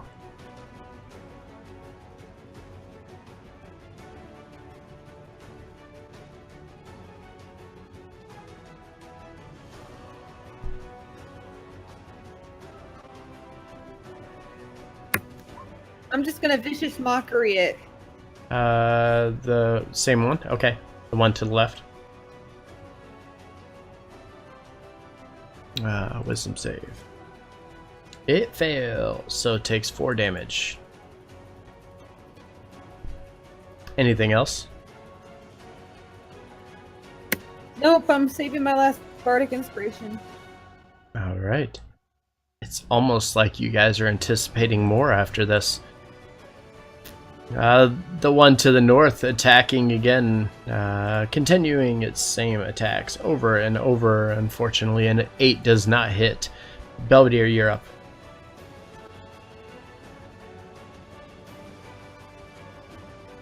Two more melee attacks. Yep. Yep. All right.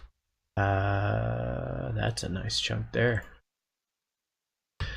So you watch as you hit it this time, and you bring the longsword down twice on it. And on the second hit, you watch as part of the wrappings and stuff begin to unravel, and the body of it starts to fall apart very slowly.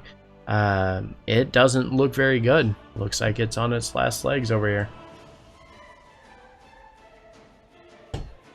The one to the left is going to step up, though, and is going to attack Avalana. Avalana, I need you to... Oh, yeah. Give me a DC 12 con save, please. And you're not within 10 feet? Oh. That would have helped. Ouch. Ouch. Okay, this is going to hurt. I'm sorry. Boop. 21 damage, 9 bludgeoning, and 12 necrotic. The target is now cursed and cannot regain hit points until you remove the curse. And it is your hit points are decreased by a maximum of 10 every 24 hours. You keep breaking up, so I can't quite hear what you're saying. So is there a way to, like, get this typed up or something? Oh, I'm sorry. I'm just not talking into the mic, probably. Was that better? Yeah. Yeah. You are cursed. You'll have to get a curse removed to be able to stop it. But every 24 hours, you will lose 10 maximum hit points. So on your hit point max, it's going to go down by 10 every 24 hours until you remove the curse or you die.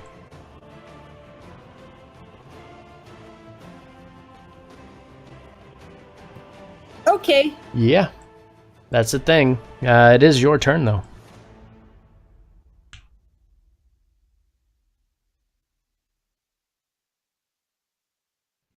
Well, I'm going to vicious mockery it. Okay, what are you telling it? Then, for my bonus action, I'm going to cast Healing Word on myself. You cannot. You are currently cursed, so you cannot regain hit points.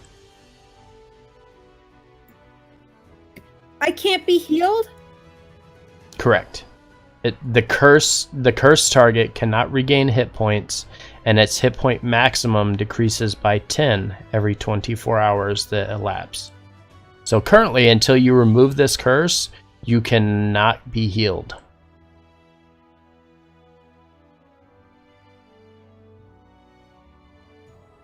All right, then I just vicious mockery it. Okay, what are you saying to it?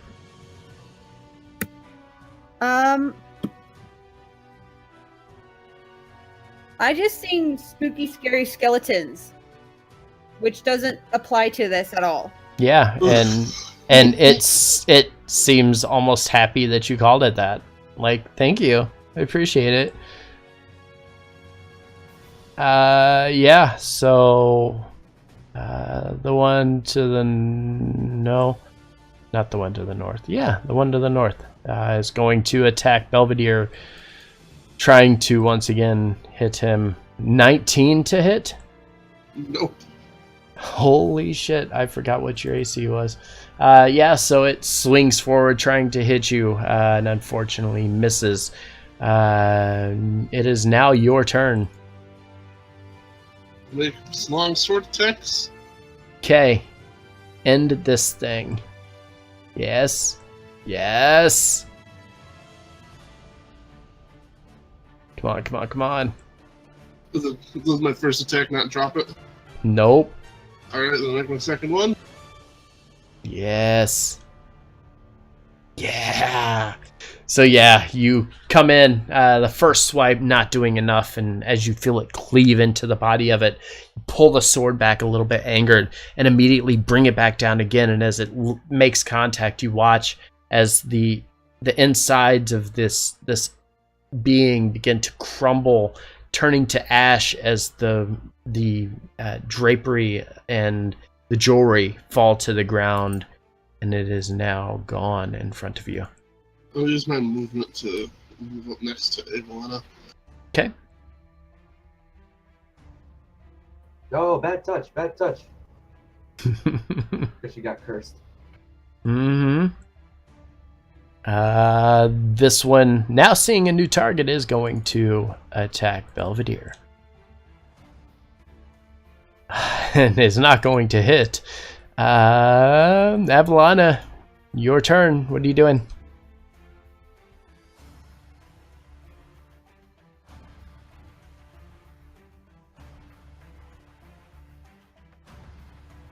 More vicious mockery? Yeah. Yeah, all right. It failed. I'm really surprised that doesn't do more damage, though. Oh, you crit failed. Never mind. Anything else? If I back up, it gets an attack of opportunity, correct? Is Vicious Mockery... Vicious Mockery is an action, isn't it? Yeah, but if I moved back, would right. it... I'm asking because you could... Yes, I was asking because if it was a bonus, you could use your action to disengage and then move back. Oh, okay. That's why I was asking. So, I'll just stay there then, if he can hit me then. Okay. So, all right. So you stay up close. Belvedere, you listen as Avalana's words begin to somehow harm this undead being. It is now your turn, though. 2 longsword attacks. Yeah. Nice. And like before, as your longsword begins to connect, and now you're feeling it, you're just into this the actual battle. Swipe after swipe, everyone's just flawless as it lands, dealing big chunks of damage, and you watch as this thing, similar to the other one, begins to slowly unravel a bit as you begin to land your shots. But it is going to make one last-ditch attack and is going to miss once again. This time as it swipes forward, not actually making any contact with either of you, even if it was trying to attack either. Avalana, you gonna keep doing your vicious mockery thing? Oh, look at that. All right, give me some damage. Switch it up. Prison shank. Shank him. finally did more damage. Yeah, that does a nice little chunk of damage, and you jab the dagger into its side. You watch as it kind of recoils a little bit from it, but it is still standing. Belvedere, you're up. More longsword attacks. Yeah. Belvedere's just like in the zone at this point. Go ahead and give me damage on both. Go ahead and tell me how you just killed this mummy. But just slices an X across its chest so that it falls in 4 pieces. Nice. Okay. 1 second. I'm just eating a rash and going, wow, this is really exciting. Okay. As the final mummy collapses to the ground, turning to dust with the jewels falling straight to the ground and the rags laying underneath of it, they begin to be carried away by the wind a little bit as Martivir looks down, this time grinning upon the party, letting out a very loud screech which appears to echo through the city. The door to the north once again opens wide. This time, out steps a humanoid. The outward appearance is that of a tiger, though it stands on its hind legs, grasping onto the hilt of a scimitar as it steps forward. It begins to look in your direction, flourishing its blade a little bit, holding it out directly at its side, and then bows its head directly towards you, and then taking a step backwards as it does.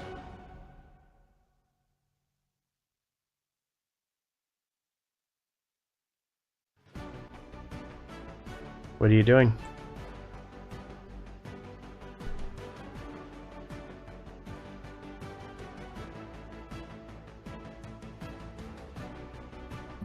I immediately cast Dissonant Whispers.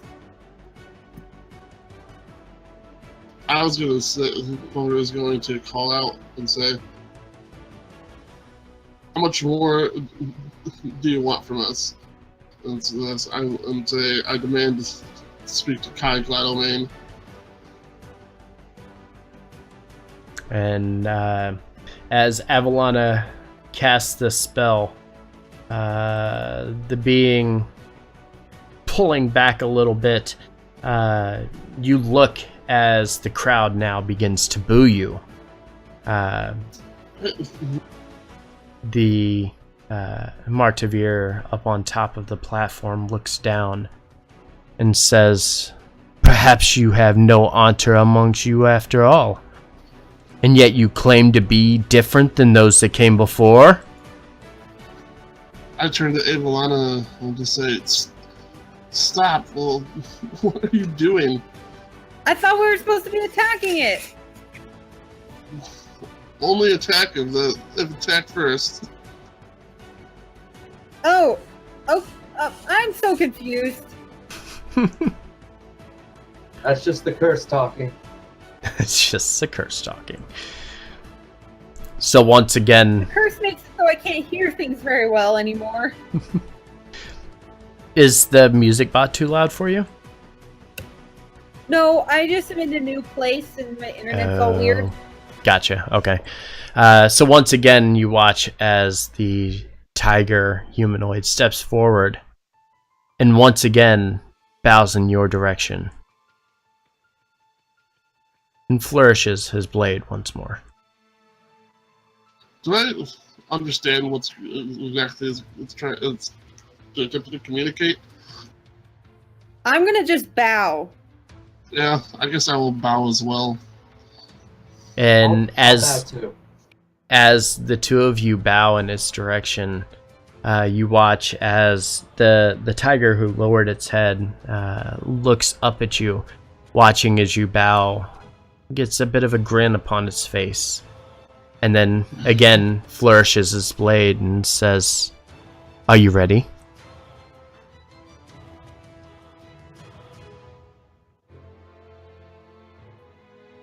Yeah, they're ready. I just look at him like, how much more do we need to do to prove ourselves? And actually, I'm just gonna say, and actually find a reasonable solution to this situation. And as you say this, Martavir up on top of the tower looks down at you and says, "You question the way of our people?" yeah, shut up, Belvedere. You would question the judgment of Ikorys, and yet you claim to come here looking for her?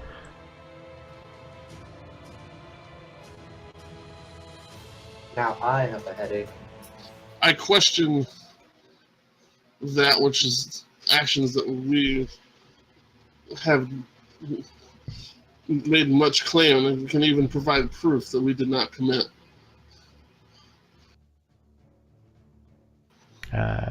And she looks at you and looks around the area and says, "And what proof have you?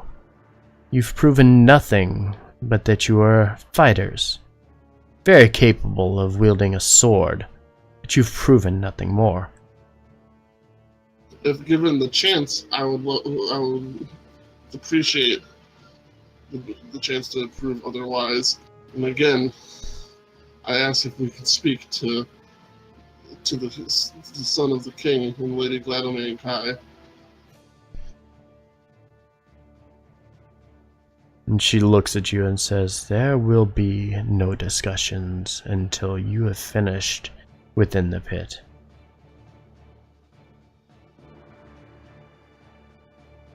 You will finish Ikorys's. You will gain Ikorys's blessing before you continue forward. I just bow again.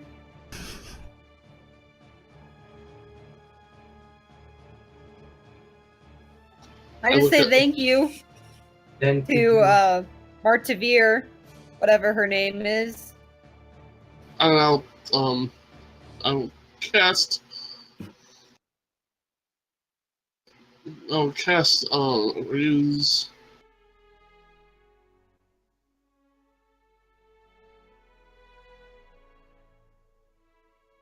So the interesting part is they're right at the end of it.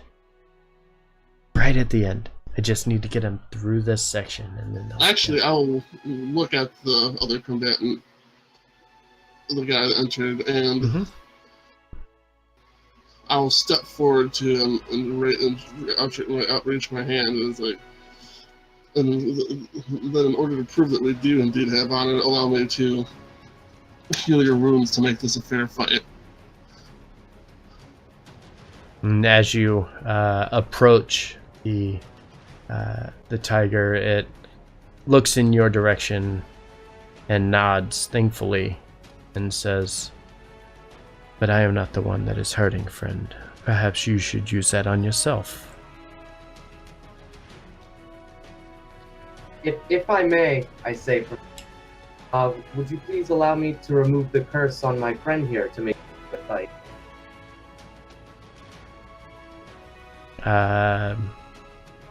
Unfortunately, they still have your spell book, and they are not letting you do anything until this is over. Alright, well, it was worth a try. Hey, I got like disease riddled by Ikorys, so this is nothing. I've dealt with this before. Well, so yeah.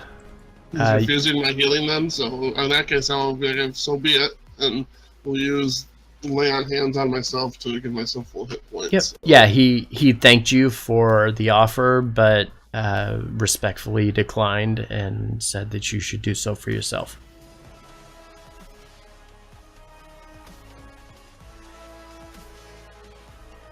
Turn to Evelana and ask if she is still alright. I'm fine. Okay. Just stay back then.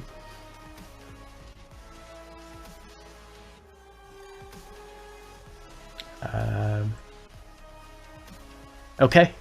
So are you up beside it, or are you back where you're at? I would probably still be standing there. I'll stand in between. Okay. So it quickly, still with its scimitar in its hand, flourishing it a bit as it looks in your direction, and then holds its hands out, waiting for your attack, giving you the first strike. And then we'll roll for initiative.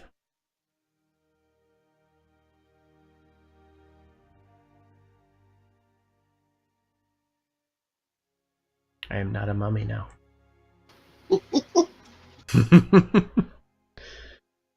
Alright, if it's allowing me to take the first strike, could I do an insight check to see if this isn't some sort of like... I feel like I can't help shake the feeling that there's some sort of test or otherwise going on. You can give me an insight check, yeah. Yeah. Yeah, Actually, I mean, can I use my bardic inspiration on that? honestly, even with that check, you can tell there's something going on. You feel that there is like a code of honor right now that you're up against, and you feel you should probably honor that. You don't know what that is, but the guy is being somewhat respectful to you, or very respectful in this situation. So, yeah, you get a good sense that that's what's going on here. Alright, well, then I will step forward to engage.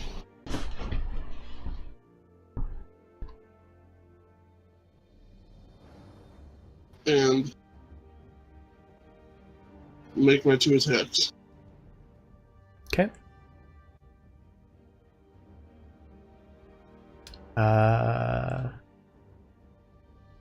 Yep.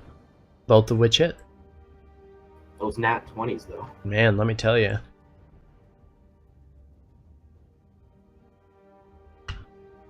All right. Anything else? Well, that's it for my first attack. Oh, I had to roll initiative. Hold on. Yep. All right. So we will once again return to you, getting a couple of good swipes, hitting him perfectly. You're able to now attack once again as you're at the top of the turn order.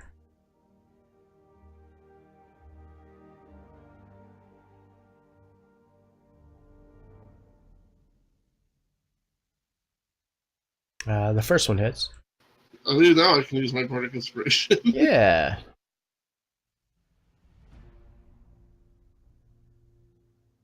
Yep, that hits too. All right. And you watch as each swipe, the first, second, third, and then when the fourth one, as it begins to land, you feel it's a little bit of miss, but feeling a little inspired by the encouraging words from Avalana, you're able to strike home all 4 of your attacks, landing perfectly. The tiger, as this happens, nods, steps to the side a little bit, and then once again retaliates, this time making 2 attacks of his own. 14 or a 19. Nope and nope. All right. So as he swipes forward with the attacks, both of which kind of, the first one you're able to sidestep, the second one as it comes down kind of bounces off your shield, doing absolutely nothing to you. Avalana, what are you doing during all this? So, do I get the idea that spells aren't allowed? Give me a perception check.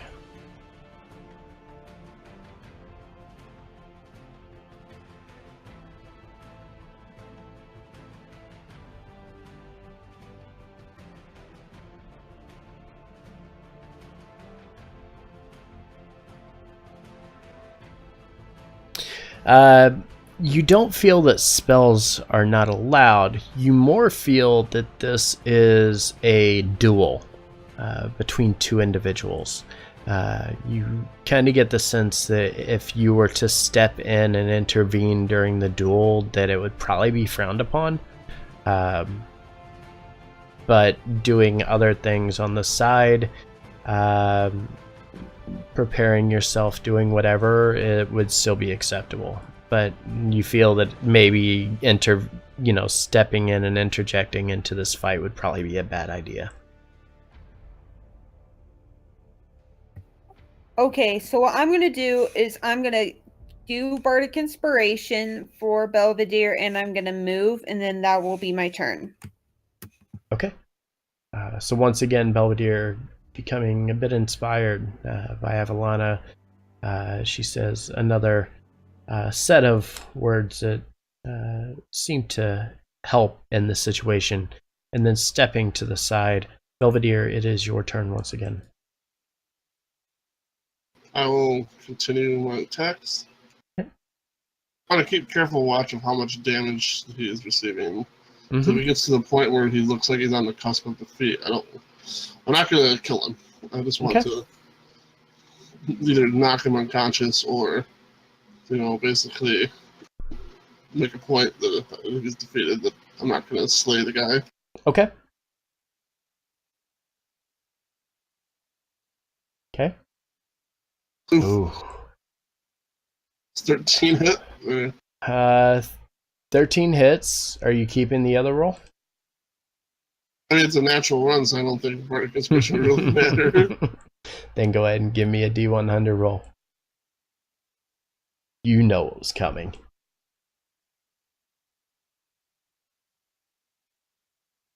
Don't change the look of Reddit, please. Alright, 87. Okay. So at the beginning of the next round, you will be at the bottom of the turn order against him. So once he attacks, he will be attacking twice, or have 2 rounds of attack before you get your attack back. Okay. With that, he is going to attack, though. A couple of quick strikes with the scimitar. 23 and an 11. 23, yes. 11, no. 7 slashing damage as the first one hits. And then Avalana, what were you planning on doing? Anything? It's reduced by 3 unless it's like magic. Yep. Has Belvedere been injured? Barely. He just now took damage.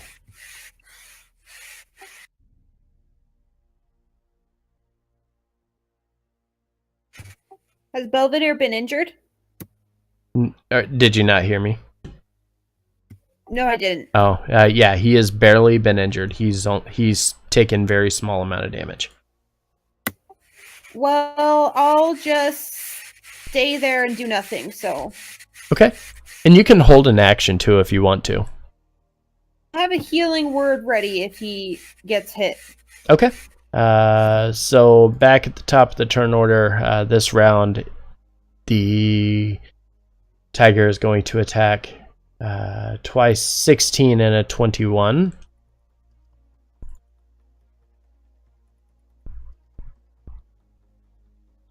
Belvedere. 16 no, 21 yes. Okay. 8 slashing damage. By 3. And then once again, it is your turn.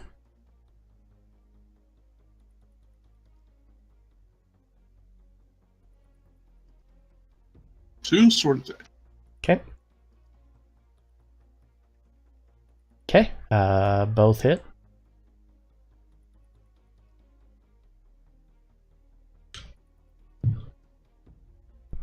Okay.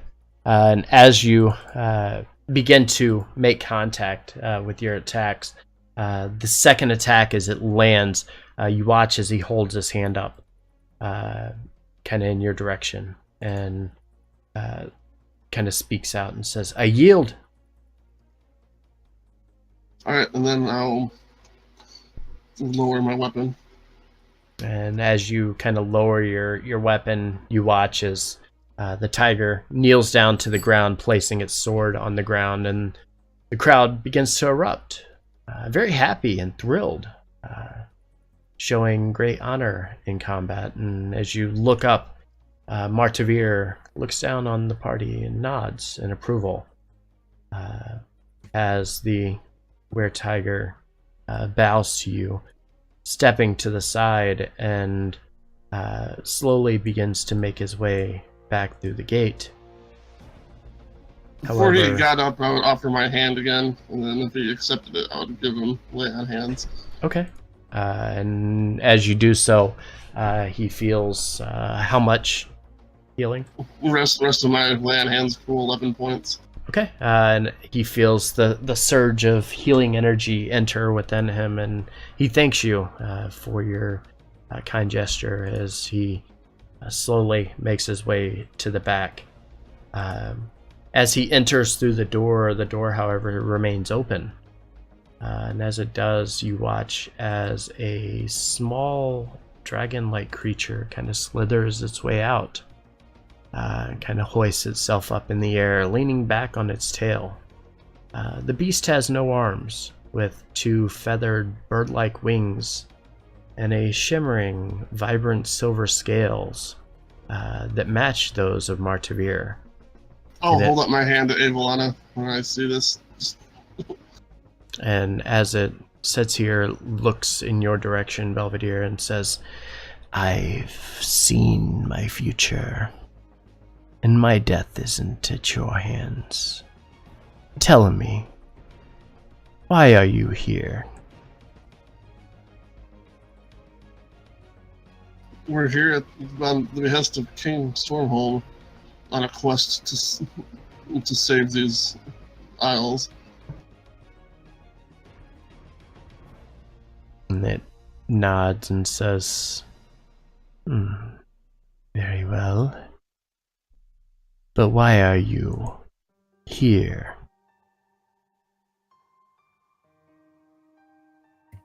We're in this situation because people have impersonated us and came to this town before us, and it dishonored our name and did crimes and other atrocities which we are not aware of exactly what they did, and we are paying for whatever they have done. I don't think that's what I was actually asking. And it looks at both of you over at Avalana as she mentions the atrocities and says, "And why do you think I am here?"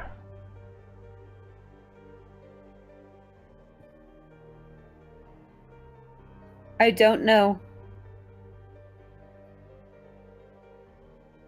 And then it looks at Belvedere and says, "Why do you think I am here?"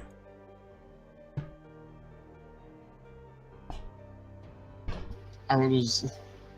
Can I make an insight check, possibly, to see if I'm having an idea what's going on? You can tell this is a guardian of sorts. You don't even have to insight check that. It's defending something. Just don't know why it's in the pit with you. Was asking why we think it's there with us. Mm-hmm. I would assume that you're here to judge mine and my compatriots' worthiness.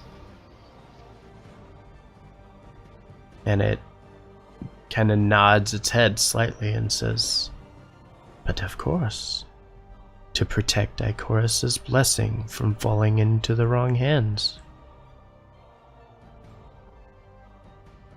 And it looks and says, "But how do you defeat me?"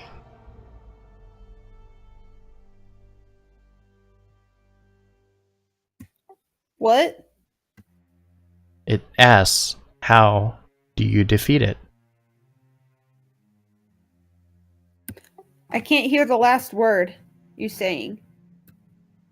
Can you guys hear me when I talk? Yeah, I can hear you. Okay. Yeah, I can hear you. It asks you, how do you defeat him? This dragon thing.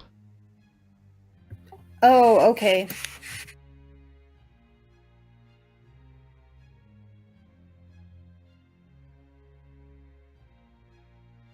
And it waits for an answer.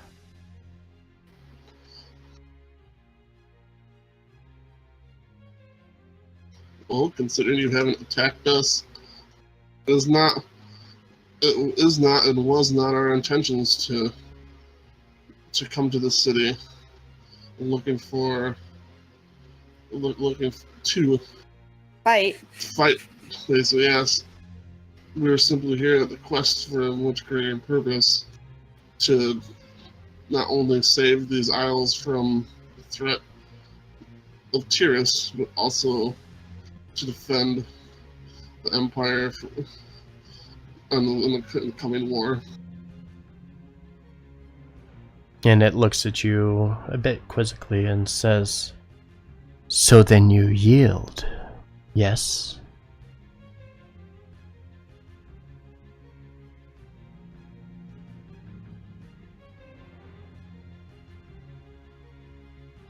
Like, can I insight check that? Sure. See if I'm going the right direction with this.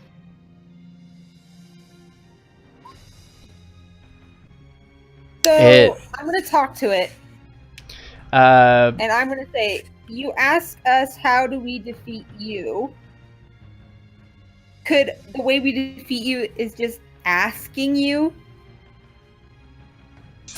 And as you say that, fight? the beast kind of perks up and looks in your direction and says, "Quite interesting, isn't it? Asking me how to defeat myself. But I just told you, all you do is yield." I'm gonna yield.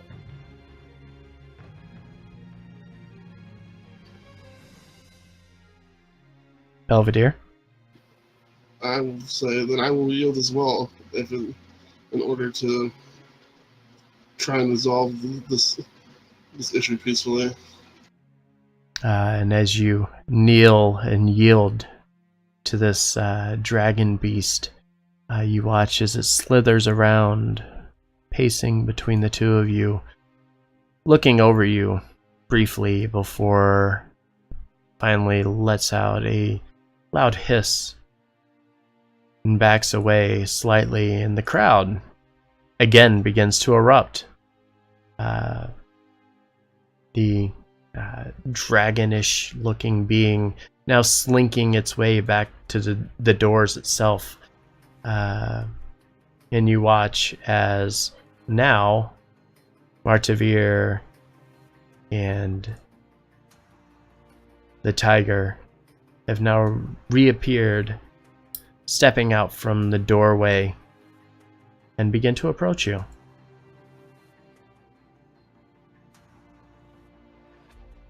Martavir walks up to Belvedere and says, "We've seen enough adventurers. Perhaps you have been truthful after all, as Ikorys has obviously bestowed upon you her blessing and guided you to make the right choices here tonight. And for that, I must apologize." You were only doing what you thought was right for your city and your people. Belgium will not do it. And as you say this, the people in the stadium begin to calm a bit, and she says, "Please, I ask that you take the night to prepare thyselves. Rest, heal your wounds, drink and be merry if you so choose. We owe you a bit of an apology, to say the least. Come sunrise, we have something very important that we must attend to."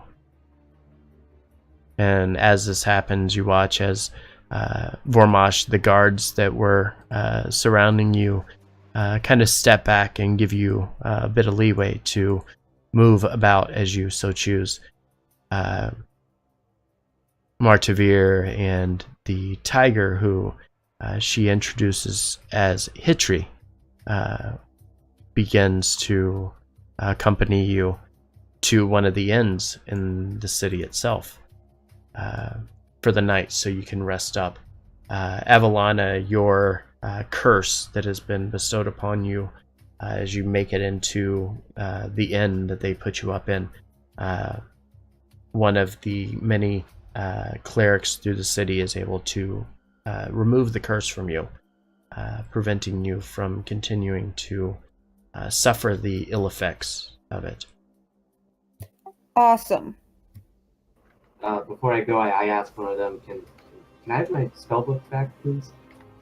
And as you ask, the one to the south nods and hands you the spellbook, and thanks you for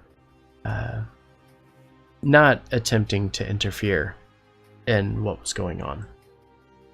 No, of course. Fair fights and all. Yeah, okay, bye. And you're able to make your way back around, entering in through the tunnel, and you can rejoin the rest of the party. You'll sleep in well for the night. You will get a long rest, regain all of your health, and at morning you will return in morning time. Martavir will come and accompany you where she intends to take you. Okay, cool. So now you have the evening to rest and relax, get your health back, and everything like that. Do we get to finally reunite with Kai and Freddy? Yeah, they are waiting within the village.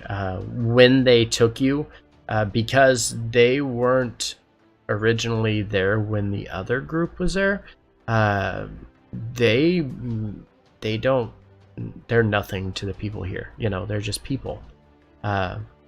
Obviously, Kai's name goes a long way in these parts, but they have their traditions and the way that they want to do things, and they expected it to be carried out that way first. So yeah, when you guys go to the inn, Kai and Freddy remain behind until they knew the fate of the party. So you guys can reunite with them and do your thing. We will take a quick 5 minutes or 2 or 3 minutes. Let me go to the restroom, and then we'll get into the story part of this. Mm-hmm. Now that we've been doing combat for the past hour and a half. I know, it's a long thing, but it was meant to be that way. Oh yeah, I'm exhausted. Oh, I did so much work. All of this heavy lifting from the stands. All right. I was scared for a couple seconds there, I gotta tell you. Take a couple of seconds here, regroup, and then I'll be right back and we'll finish this out. I really did. Although I kind of felt bad when the undead came out, because I have so many cold spells that'll just destroy them. I have a talk to the dead spell, but I feel like that wouldn't really work in that situation. Well, at least my channel divinity actually came in handy for once outside of just guided strike. I'm sorry the mage armor didn't help. Yeah, it's alright.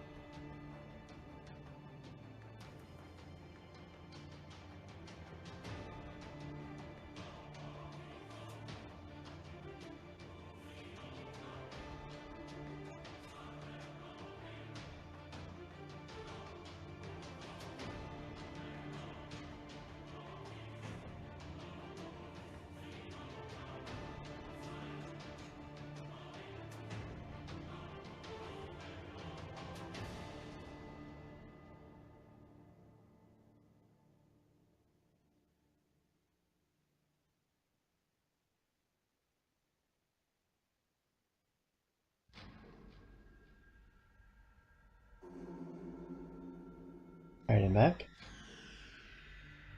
Welcome. Hey. Just had to make sure all my hit points are back.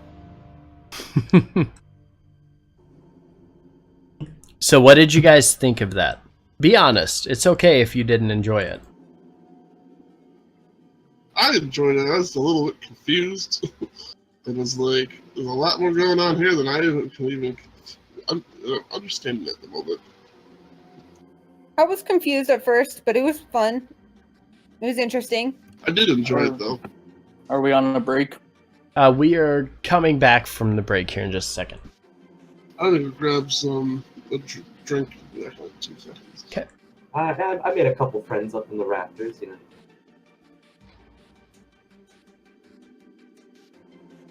And don't worry, Sage. You're about to become a part of the story.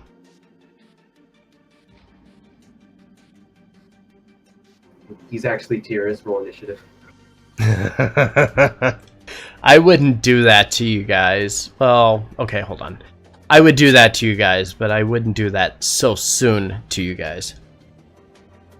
He just wants you to think that. Oh, of course, of course. He's trying to trick you.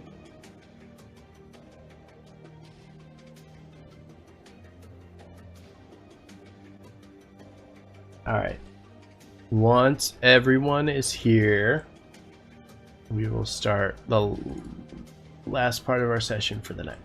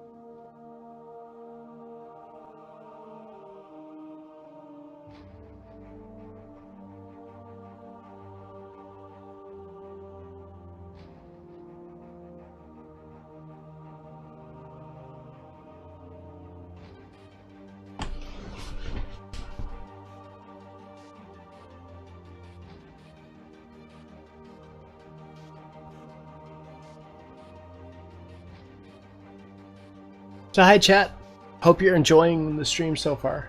It's been a lot of fun trying to tell the story of this Village of Honor, basically, is what this is. So it's kind of interesting for me. I hope you guys are enjoying it as well.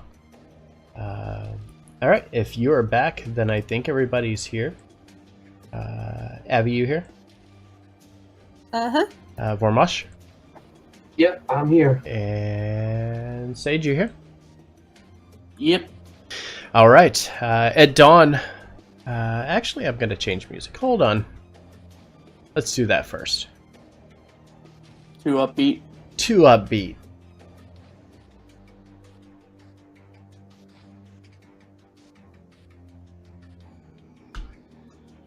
This should be better.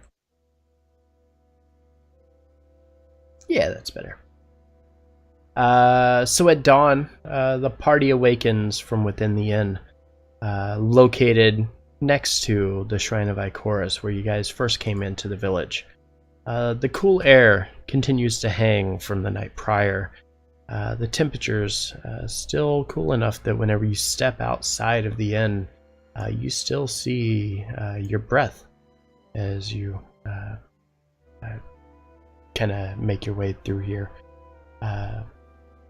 As you step out of the inn, Martavir is there to cautiously approach you, her head hanging a bit low, or lower than normal after last night, almost in a very respectful manner.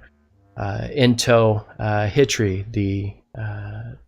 the tiger, the were-tiger that was battling with Belvedere, accompanies her.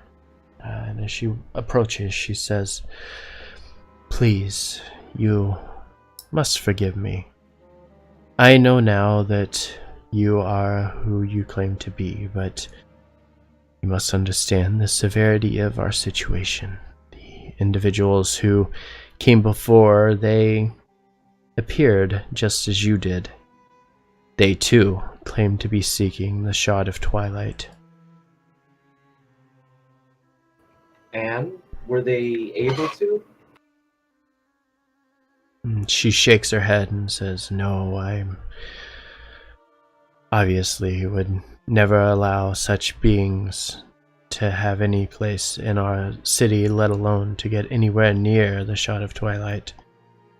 The awful things that they did to the honor guard, to our citizens, it's unfair, to be honest.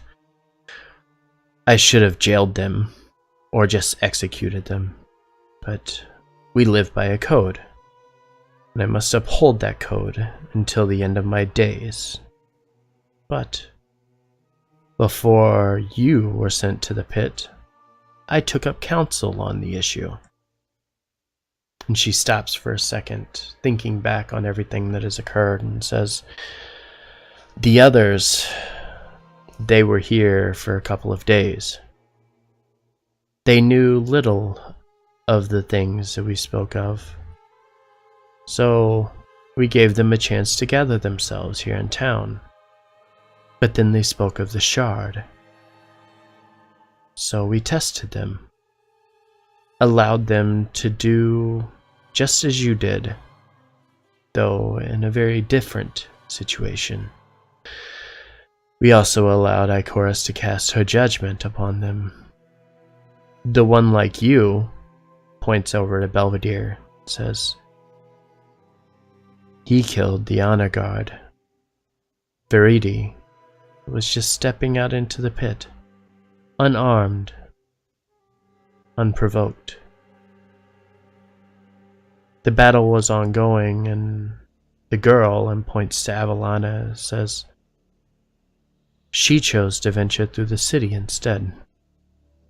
The things that she would say and do to the poor children of the village, the vile, vile things that she would say. And then you," and points at Vormash and says, "picking on the homeless throughout the village, surrounding them in a nauseous cloud of gas and mocking them. When I took up counsel, they advised that I be mindful of the situation. After all, disguises and magic are a common thing amongst the realm. So, when I brought the situation up to an old ally of the Isles, he suggested we'd put you through the Pit of Redemption instead of immediate execution. The way he saw it, if you were who you claimed, then you would handle yourself as such, and if not, well, you would just serve judgment there.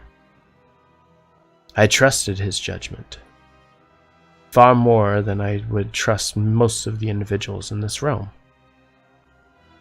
His family sent many troops to the Isles during the Dragon Wars, his great-grandfather even aiding personally to help to deal with the Deathbringer himself.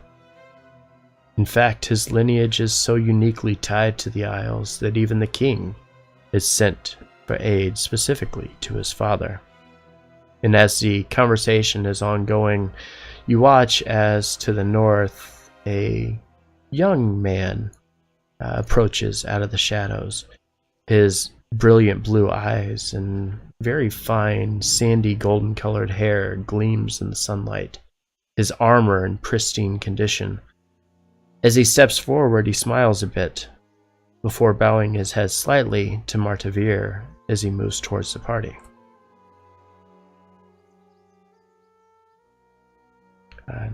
Martavir, watching, points and motions for him and says, "This is young Cedric Marsk, son of the Duke of the Sunset Mountains. When he heard of the struggles of the Living Isles, he wanted nothing more than to aid the people. Being that his family was so intertwined with the history of the Living Isles, Cedric made Talcara his first stop.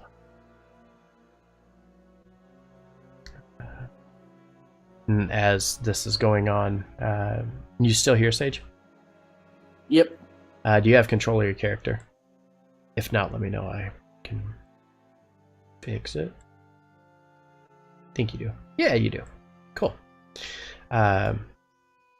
And as Cedric kind of makes his way over, Martavir looks over at Cedric and then over at the party and says, "It would appear that Sir Marsk was impressed by what he had saw, as he wanted to come here and personally introduce himself to you."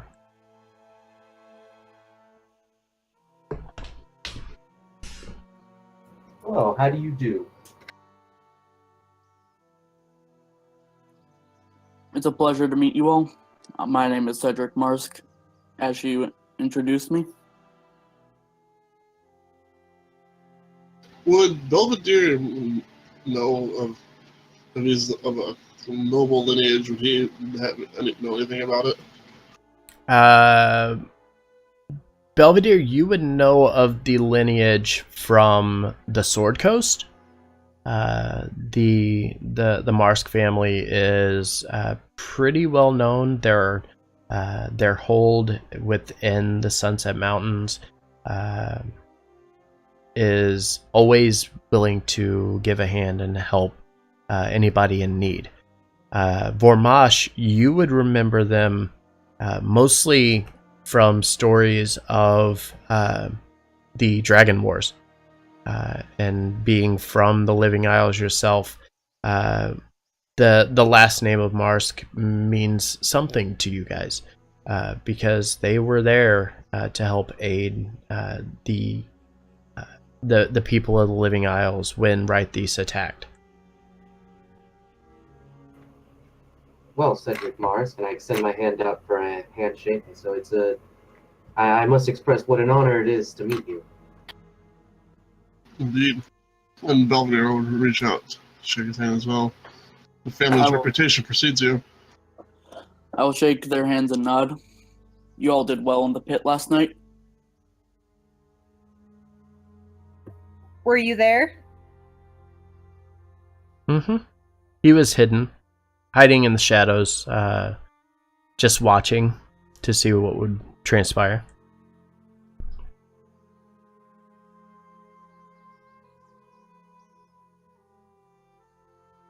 And as you begin talking amongst yourselves, Martavir pipes up again and says, "You have shown that you are indeed the true champions of the Empire.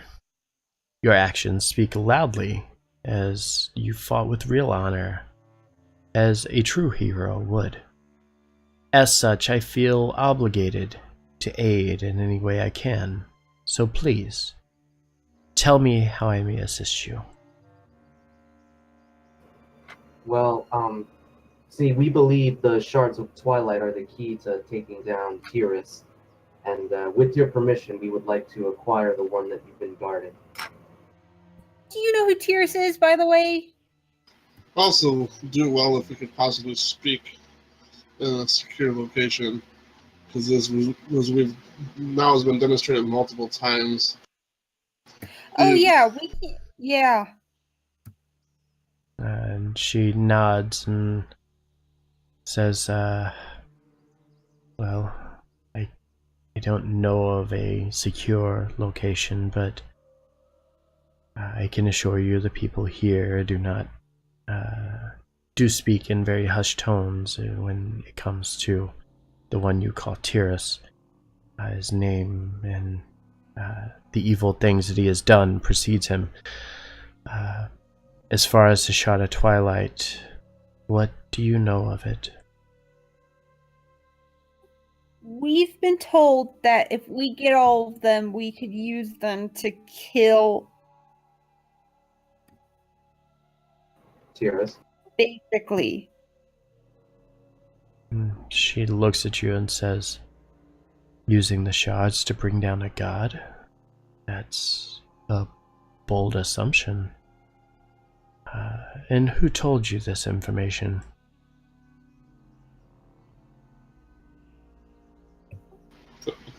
Who told us this? I can't remember. Belvedere sighs a little bit and replies, well, unfortunately, the initial information came from the Evan Spy Syndicate. However, we since confirmed with Lady Gladomane herself that these indeed exist. And as you say, Lady Gladomane, she looks in your direction and says, and you claim Lady Gladomane is the one that told you of the shard here? Well, she confirmed it here. We initially found out about this one from the Spy Syndicate. Well, that can only mean one thing. And she pauses for a second and kind of looks down and then grabs onto her cane a little tighter and then looks up at you and says, the prophecy of the Dark One has been revealed, and our realm is in grave danger. Ezator once foretold of a time where the realm would stand face to face with death incarnate. Many believed that such a person, or a god, as it seems, was simply folklore. Only a god of the realm would have the power to take life at will. Well, unfortunately, we've seen it with our own eyes that this Tyrus indeed controls such power. But even though he's not truly ascended to godhood yet, he is well on his way there. He freaking sucks. Yeah, I will agree to that. I mean, put it bluntly, yes, he really does suck. And she kind of looks at you and says, and did Lady Gladomane tell you where to seek the Shot of Twilight? We were told it was in the tomb. Right? Well, let me look at my notes.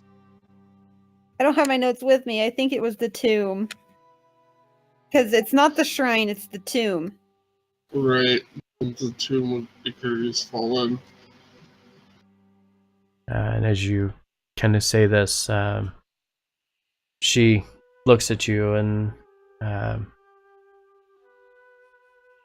a bit puzzled because not many know of the tomb itself.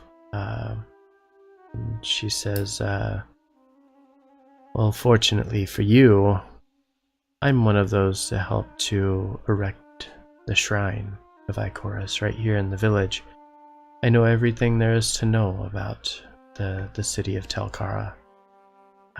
The people need a reminder that not all of the Dragonkin are evil. While Right-These was the epitome of evil, Ikorys seeked to find peace through the realm. during one of the last attacks on the Living Isles, Ikorys would throw herself into the fire, quite literally, to protect the people of Telkara. The statue lies here and holds the gateway to her tomb and to her fallen.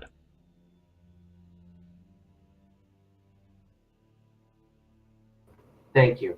We appreciate the information. Rest assured, once we acquired it and we use it to take down tiers, we will return it to you as soon as possible. And she looks at you and says, that is a bit unfortunate, however.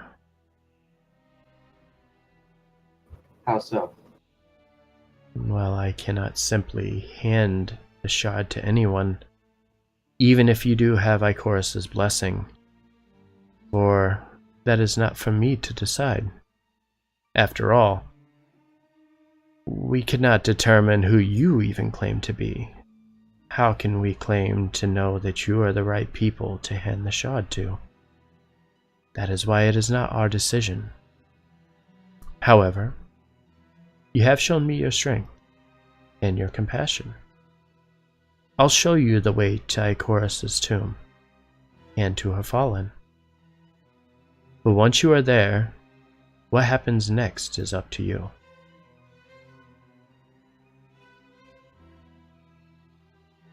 I understand. Thank you. Well, we were certainly honestly, I don't know about the rest of you, but I certainly wasn't expecting handouts. Okay, so you are going to take her aid and proceed towards the tomb? Yes, but first, one thing I wanted to ask is that in regards to the our doppelgangers running around, was there anyone else that was in their company, or is it just, well, the three of us? Are you asking that to Martavir? Yeah. So as you ask this, she looks at you and says, well, they obviously had a driver that was traveling between cities, taking them from one place to the next.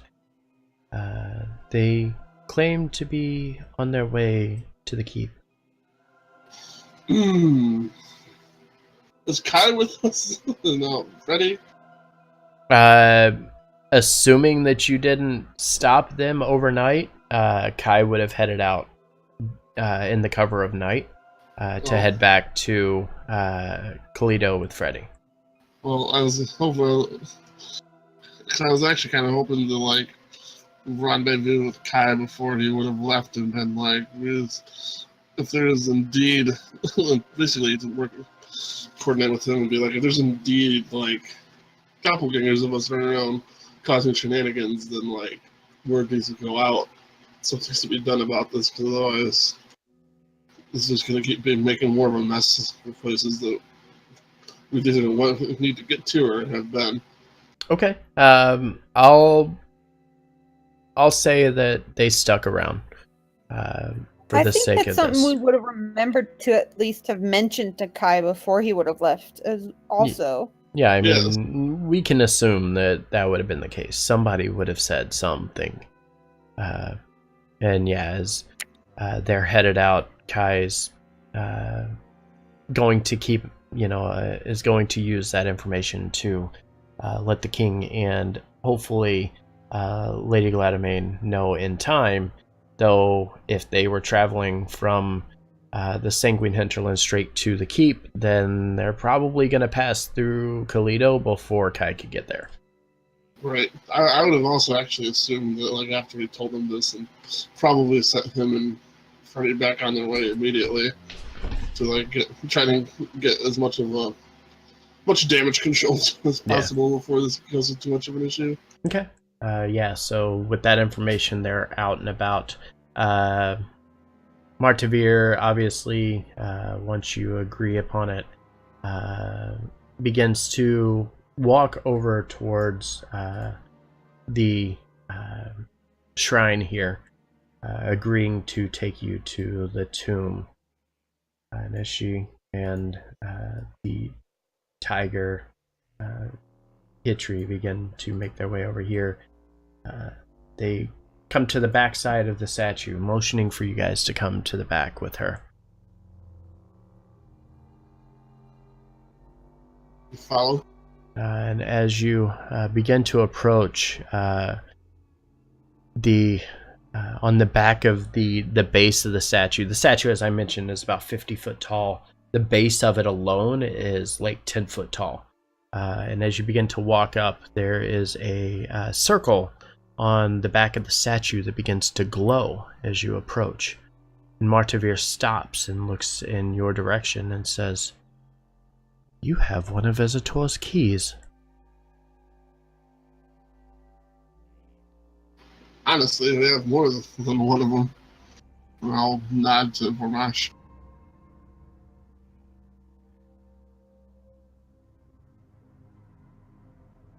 You're muted, Vormash? Or something. Or AFK. Or AFK. I mean, he just moved, so... Vormash?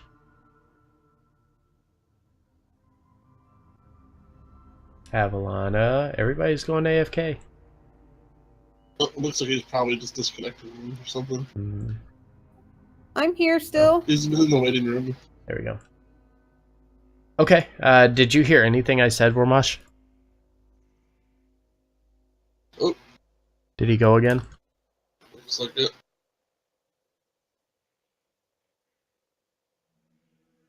Hello?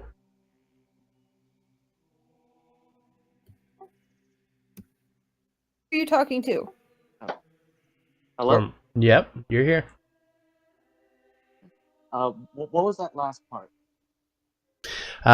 So as you approached, a small circle on the back of the statue began to glow, and Martavir stopped and looked at the party and said, "You have one of Visitor's keys." I have 3 of those keys. Yeah, he does. And as you, I assume, reach for the small pouch of coins, as you pull them out, you notice that there's a symbol on the back of the statue that begins to glow. And kind of look over the coins. You flip them over, remembering that the backside of them have different symbols on them. You're able to match up the same exact symbol and pick out the coin and notice that it is similar to the situation in Lomera, where the coin began to hum and kind of vibrate a bit. The same thing now happening as you're holding this coin.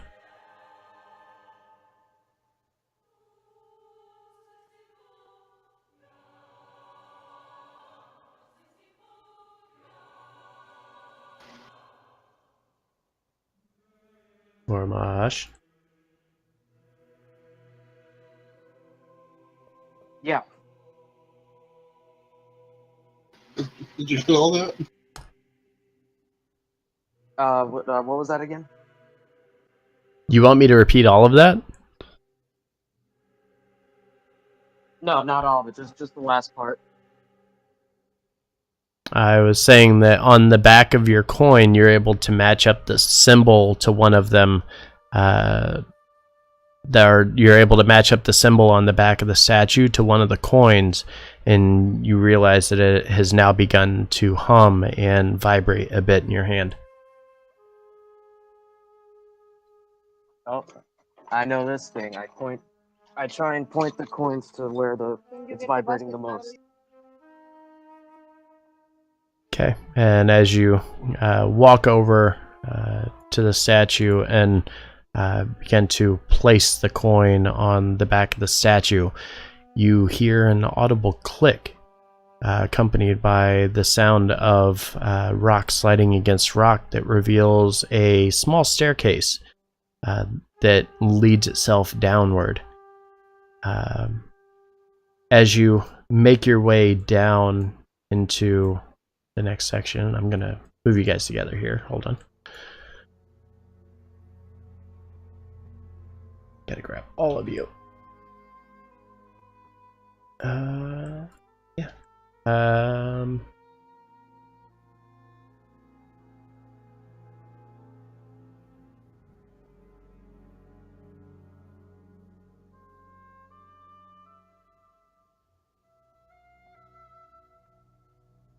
Sorry, just getting everything prepared here.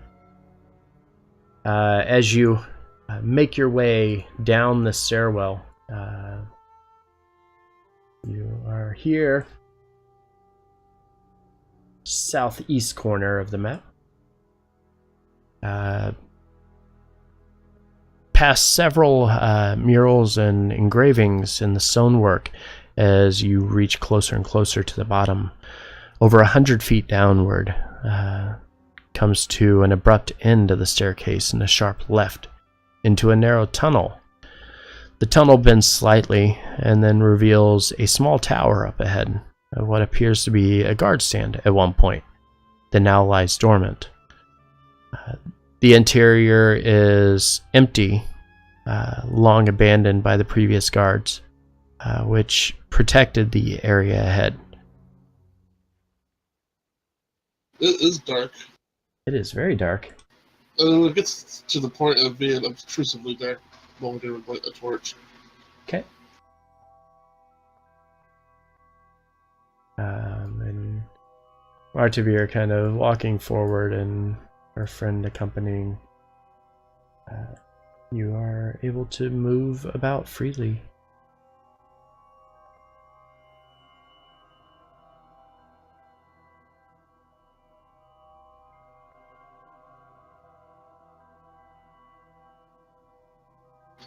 I need light. Do you need light? I can't see. Okay. So as you reach for your torch and light it, 1 second.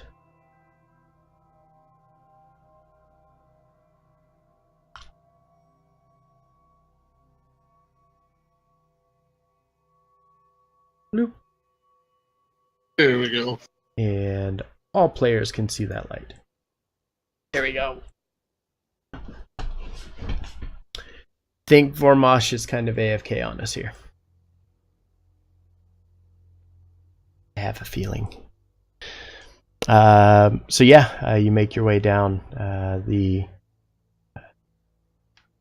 current room that you find yourself in. As I mentioned, there's a small guard tower and everything else in the room. But beyond that, there's nothing of import here. It looks like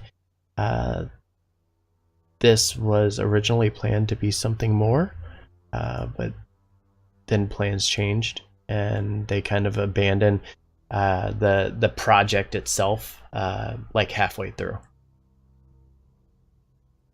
Do I see anything in the tower from just a glance? No, as you kind of glance through, you don't see much of anything. It looks like it was used briefly, and beyond that, it didn't see a lot of use after maybe a couple of months. Perhaps it was originally set up to be used and then realized it wasn't going to go the way they wanted and just kind of abandoned it. And as the group kind of makes their way forward, make your way around the corner that leads to an open cavern to the north.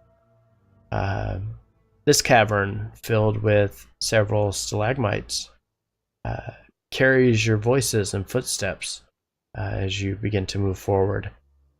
The sound of trickling water coming from the moisture on the ceiling as it's kind of mixed with the cool but very damp air from the chamber itself.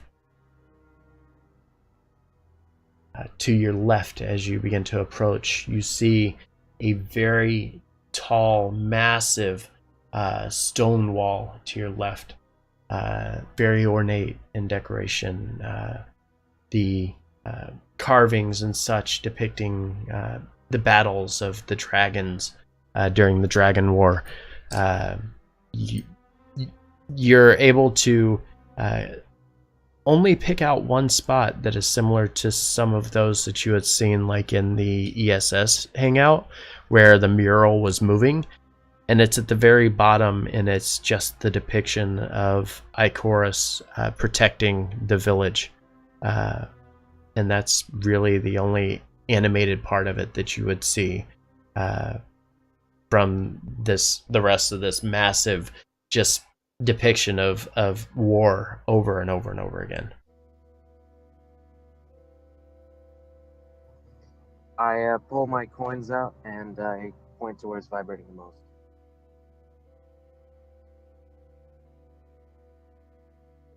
We're basically moved all up north. I'm moving him forward. Do you have dark vision? You don't, do you? I cast dark vision on myself because I have the spell. Oh, you do have the spell now. Okay. Yep. Over there is jealous. 1 sec. Just gonna give you temporary. Yeah, my entire roll 20 crashed, so I can't move my thing. Yep, that's fine. I'm moving you along with everybody. I'll move you with the group here. As you kind of make your way around the corner here, the hallway continues north, rounding a corner, then narrowing into what appears to be a large hole that is punctured into a stone chamber to the north here. As you continue through the narrow tunnel, whoa, I didn't want to do that. Continue in through the narrow tunnel ahead. It leads up a small set of stone stairs that lead to yet another punctured entryway, this time looking to be done somewhat recently as you enter into the chambers. I'll let go. Alright, the vibrations are leading me this way. Follow me. As you enter into this room, it reveals a small chamber, roughly 15 by 25 in size. The chamber holds 10 sealed sarcophaguses, or sarcophagi. 5 on the ground, 5 on the platform above, and 5 directly above that as well, going into 3 tiers. As you move down and into the hallway itself, the hallway leading down to the east reveals another 2 passageways that lead to the north, presumably into similar chambers.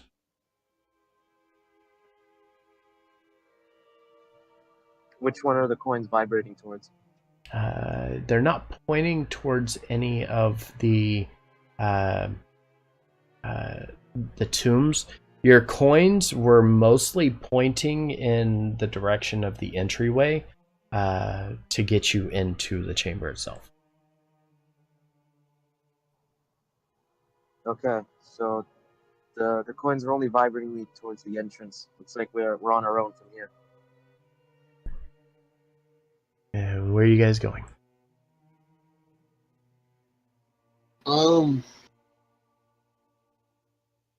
Well, just in case, perhaps if we group off and each take a coin. Okay. Havilana stepping down into the room. The others begin to follow in. As you enter into this very large central chamber of the tomb, you notice that it is in very, very rough condition. In the middle, 4 pillars stand with 2 additional ones broken and crumbled to the ground. 3 sets of stairs lead into a sunken inner chamber. To the west, a very large shrine, similar to that of the Shrine of Ikorys located on the surface. Rests upon a very small dais, which helps to kind of elevate it off the ground a bit. To the east wall, a single sarcophagus sits, mostly ornate and decorative, with an engraven body of the a dragon warrior resting on top of it. His armor appears to take the appearance of dragon scale, and in the center of the chest plate rests a small black gem. Above the sarcophagus, a plaque mounted onto a stone wall reads, "For your actions in the twilight of the Dragon Wars, rest now, warriors of Ikorys." I'm gonna touch the gem. No. I would like to use divine sense. You sense nothing off of it. You sense all around you the... Does anything happen when I touch it? Hold on. You sense all around you when you cast divine sense, the sense of not undead, because these are actual bodies or dead bodies within the tombs, but this one directly in front of you, you sense nothing.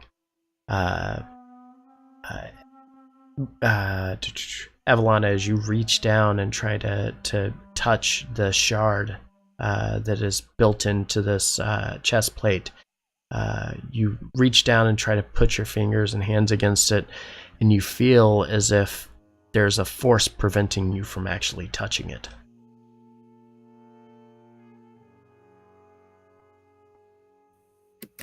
There is a force preventing me from touching it. Let me try something. I cast catapult at the gem to try and fling it towards my hand. And nothing happens. Well, it appears that these gems cannot be affected by spells. I'm gonna cast Dispel Magic to see if I can dispel like any force field type thing that's going on. And nothing happens. As you cast Dispel Magic and the words finally leave your mouth, and you're focusing on the little medallion or shard thing built into the chest of this, you feel you're not getting anywhere with it. What did the plaque say? The plaque said, "For your actions in the twilight of the Dragon Wars, rest now, warriors of Ikorys." Does anyone have detect magic?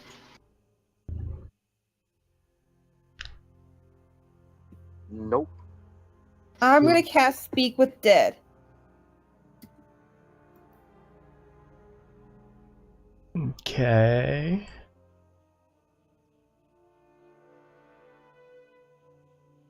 That corpse must have a mouth.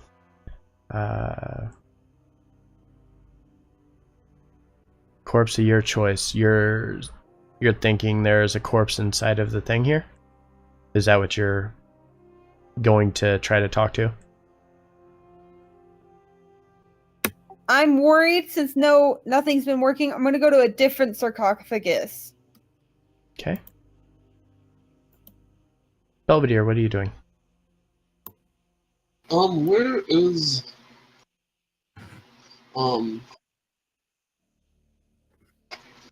where's Mardavir and the assistant?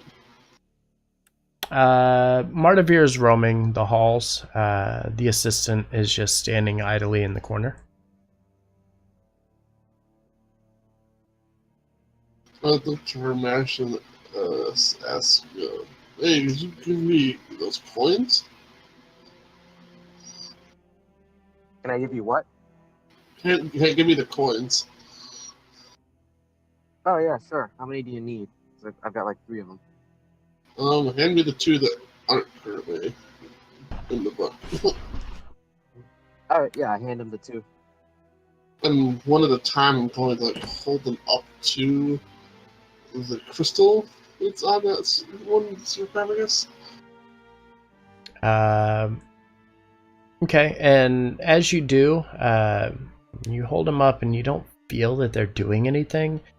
However, as you reach your hand towards the shard, that force field that Avalana said that she was feeling, you don't feel that. I don't feel it? Correct. And that doesn't have anything to do with the coins. Correct. I'm going to hand the coins back to Vormash and then attempt to touch the pistol. Okay.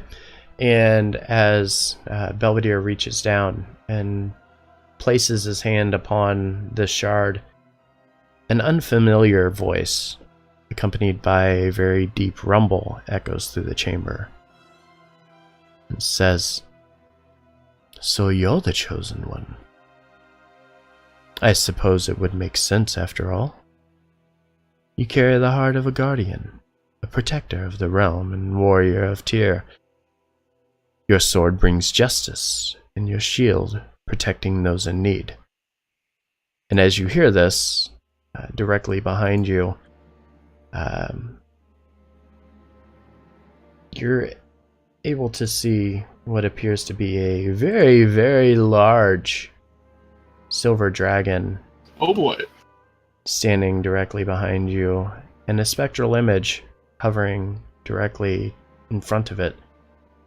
The head of the dragon is leaned down, reaching almost directly towards you. The apparition floating in the air directly in front of the dragon, taking the appearance of an older man, wearing very fine decorative cloth robes, who looks down where you stand, a bit surprised by what he sees. His stone face, when he speaks, leaves his mouth to never move, yet his words reverberate through the chambers. He says, "I am Ezator, or at least my spectral projection. My body has rested within my tomb on Kurth for many years, unaffected by the world above or below. This is my friend, guardian of the Shard of Twilight. You come seeking the shard, is that correct?" Yes. "And now that you have it, what next? Do you even know what the shard will do, or what it is capable of?" We're told that we need them in order to combat the one called Tyrus. He nods a bit, and the dragon, lowering her head to the ground, kind of inching it closer and closer to you, looks directly and at you specifically, Belvedere. And as you look, the wings of this very massive silver dragon look to be scarred from what appears to have been a fire that she was protecting. Says, "I am Ikorys, guardian of the Shard of Twilight and protector of the Isles. You, however, know me as Martavir. For 200 years I have maintained my hidden form, toiled away in this temple for my fallen, not for myself, but to honor their memory, though I suppose it could use a bit of work and repair. I believed that I had done enough to restore balance to the Isles, but I believe I was forsaken. The dragon warriors and myself fought for the people, and many of which gave their lives to our lands. That shard, it gives them life once more, to fight and die honorably within our realm." As she says this, the Shard of Twilight directly underneath your hand, it begins to glow a very bright light. The humming sound, similar to what you would experience with Ezator's coins, begins to now echo through the chambers as well. And Ezator looks at you and says, "With these shards I can share with you any of my visions, and the reason that you must control this shard of twilight. Look into the shard, Paladin of Tyr. Allow me to show you my visions. Belvedere nods. And as you kind of reach down and take the shard into your hand, the party around you notices the small bursts of light begin to glimmer from the shard. From within the shard, as you're looking at it, an explosion of blue and white turn into a starry field that becomes visible whenever you focus in closely on it. The rest of the party watches as Belvedere's eyes turn completely blank, almost just a solid white color. Then as he blinks, they change to a black, blue, and white starry field similar to the shard itself. As this happens, Belvedere, you're staring into the shard and you watch as every part of your life begins to rapidly flash before your eyes. The days of serving Duke Elton from within the High Hall, venturing out amongst the Sword Coast to deliver the word and justice on behalf of your god Tyr. You recall your childhood and the religious upbringing which led to you following very closely to the teachings of your deity. As you kind of back through some of your memories, you relive the time of being back in Baldur's Gate and your first meeting with your newfound friends. But then you see something else. A battlefield. Men and women standing before you, at the ready. Over the hill, the groaning and eerie sounds of an undead army, each wearing masks to cover their faces. Then the deathly silence that falls over the battlefield is completely interrupted by the sound of large flapping wings and the sound of a large and loud dragon's roar that rumbles over top of it. As it comes into view, the jarring image is so disturbing that it shakes Belvedere from his gaze within the shard of twilight. And Ikorys speaks up once more and says, "That was Rhaethys and the Dragon Priest. With his call guiding them into battle, it is the vision which led me to fear that the Dragon Tyrant may have very bad things in store for our people."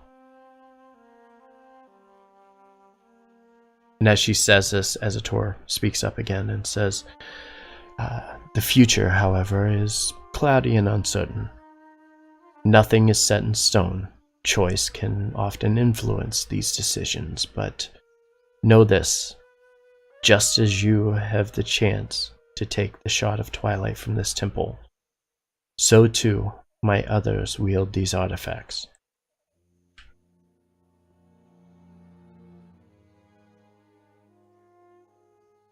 The Alliance's champions, Belvedere says to himself out loud.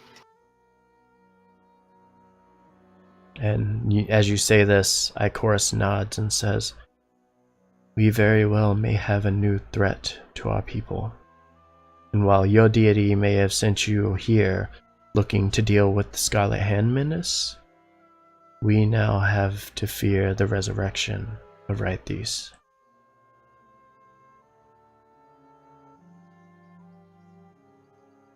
And Ezator speaks up once again and says, "We need to calculate the risks we are going to take as we move forward, and plan for the inevitable.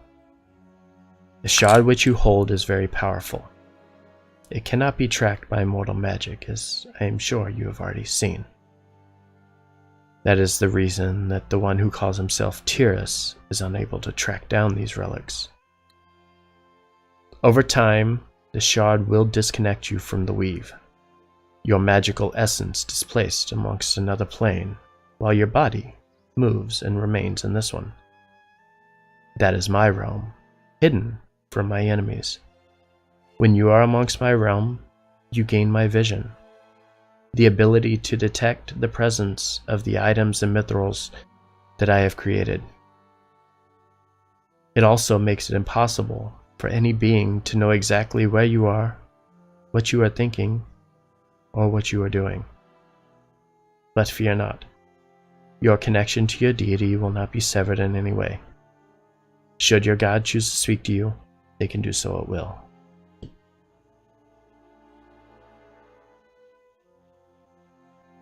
So this will help us find the other shards as well?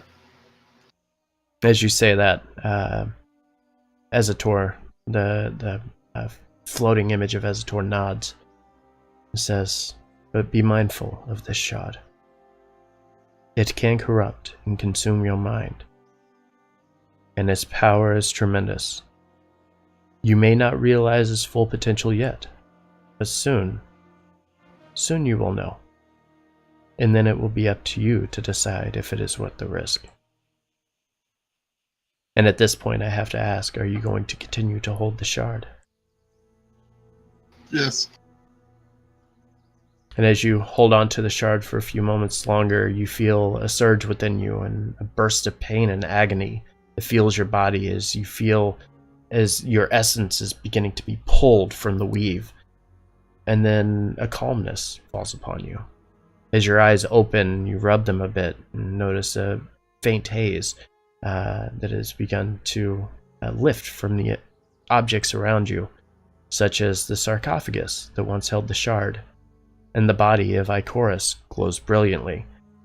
You look down and around the room, and the remainder of the party members look unaffected.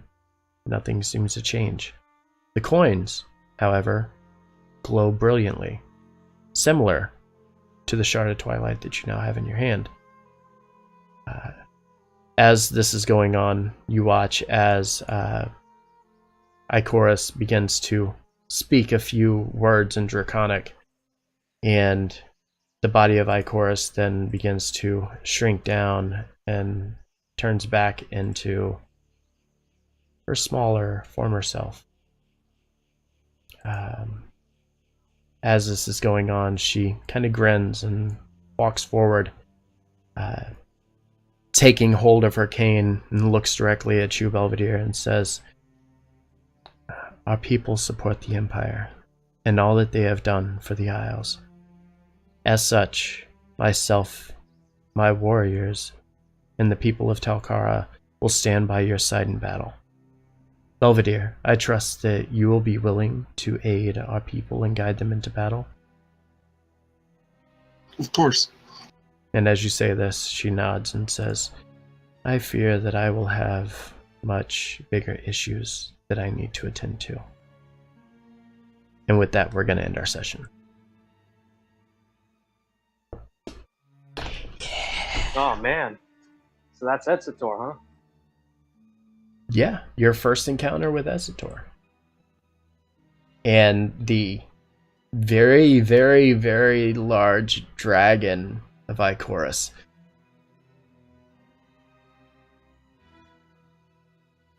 Okay. That's pretty cool. All right, I'm going to end the stream, and then I will be right back, guys. Okay, so, yeah. That was fun and awesome for me, and I am so glad that I got to show them their first shard of Twilight, because that to me is such a cool thing. I am going to let's see, let's drop to Covert as always, because Covert's around right now, so I will send you guys over there as soon as this lets me. Ray Covert. Thank you guys for watching. I very much appreciate each and every one of you for being here. Don't forget, we will be back on Sunday for our Ascension game, and then back on Monday as well. Thank you for being here. Lots of fun for me, and hopefully for them as well. I will see you guys again very, very soon. Hope you have a good night.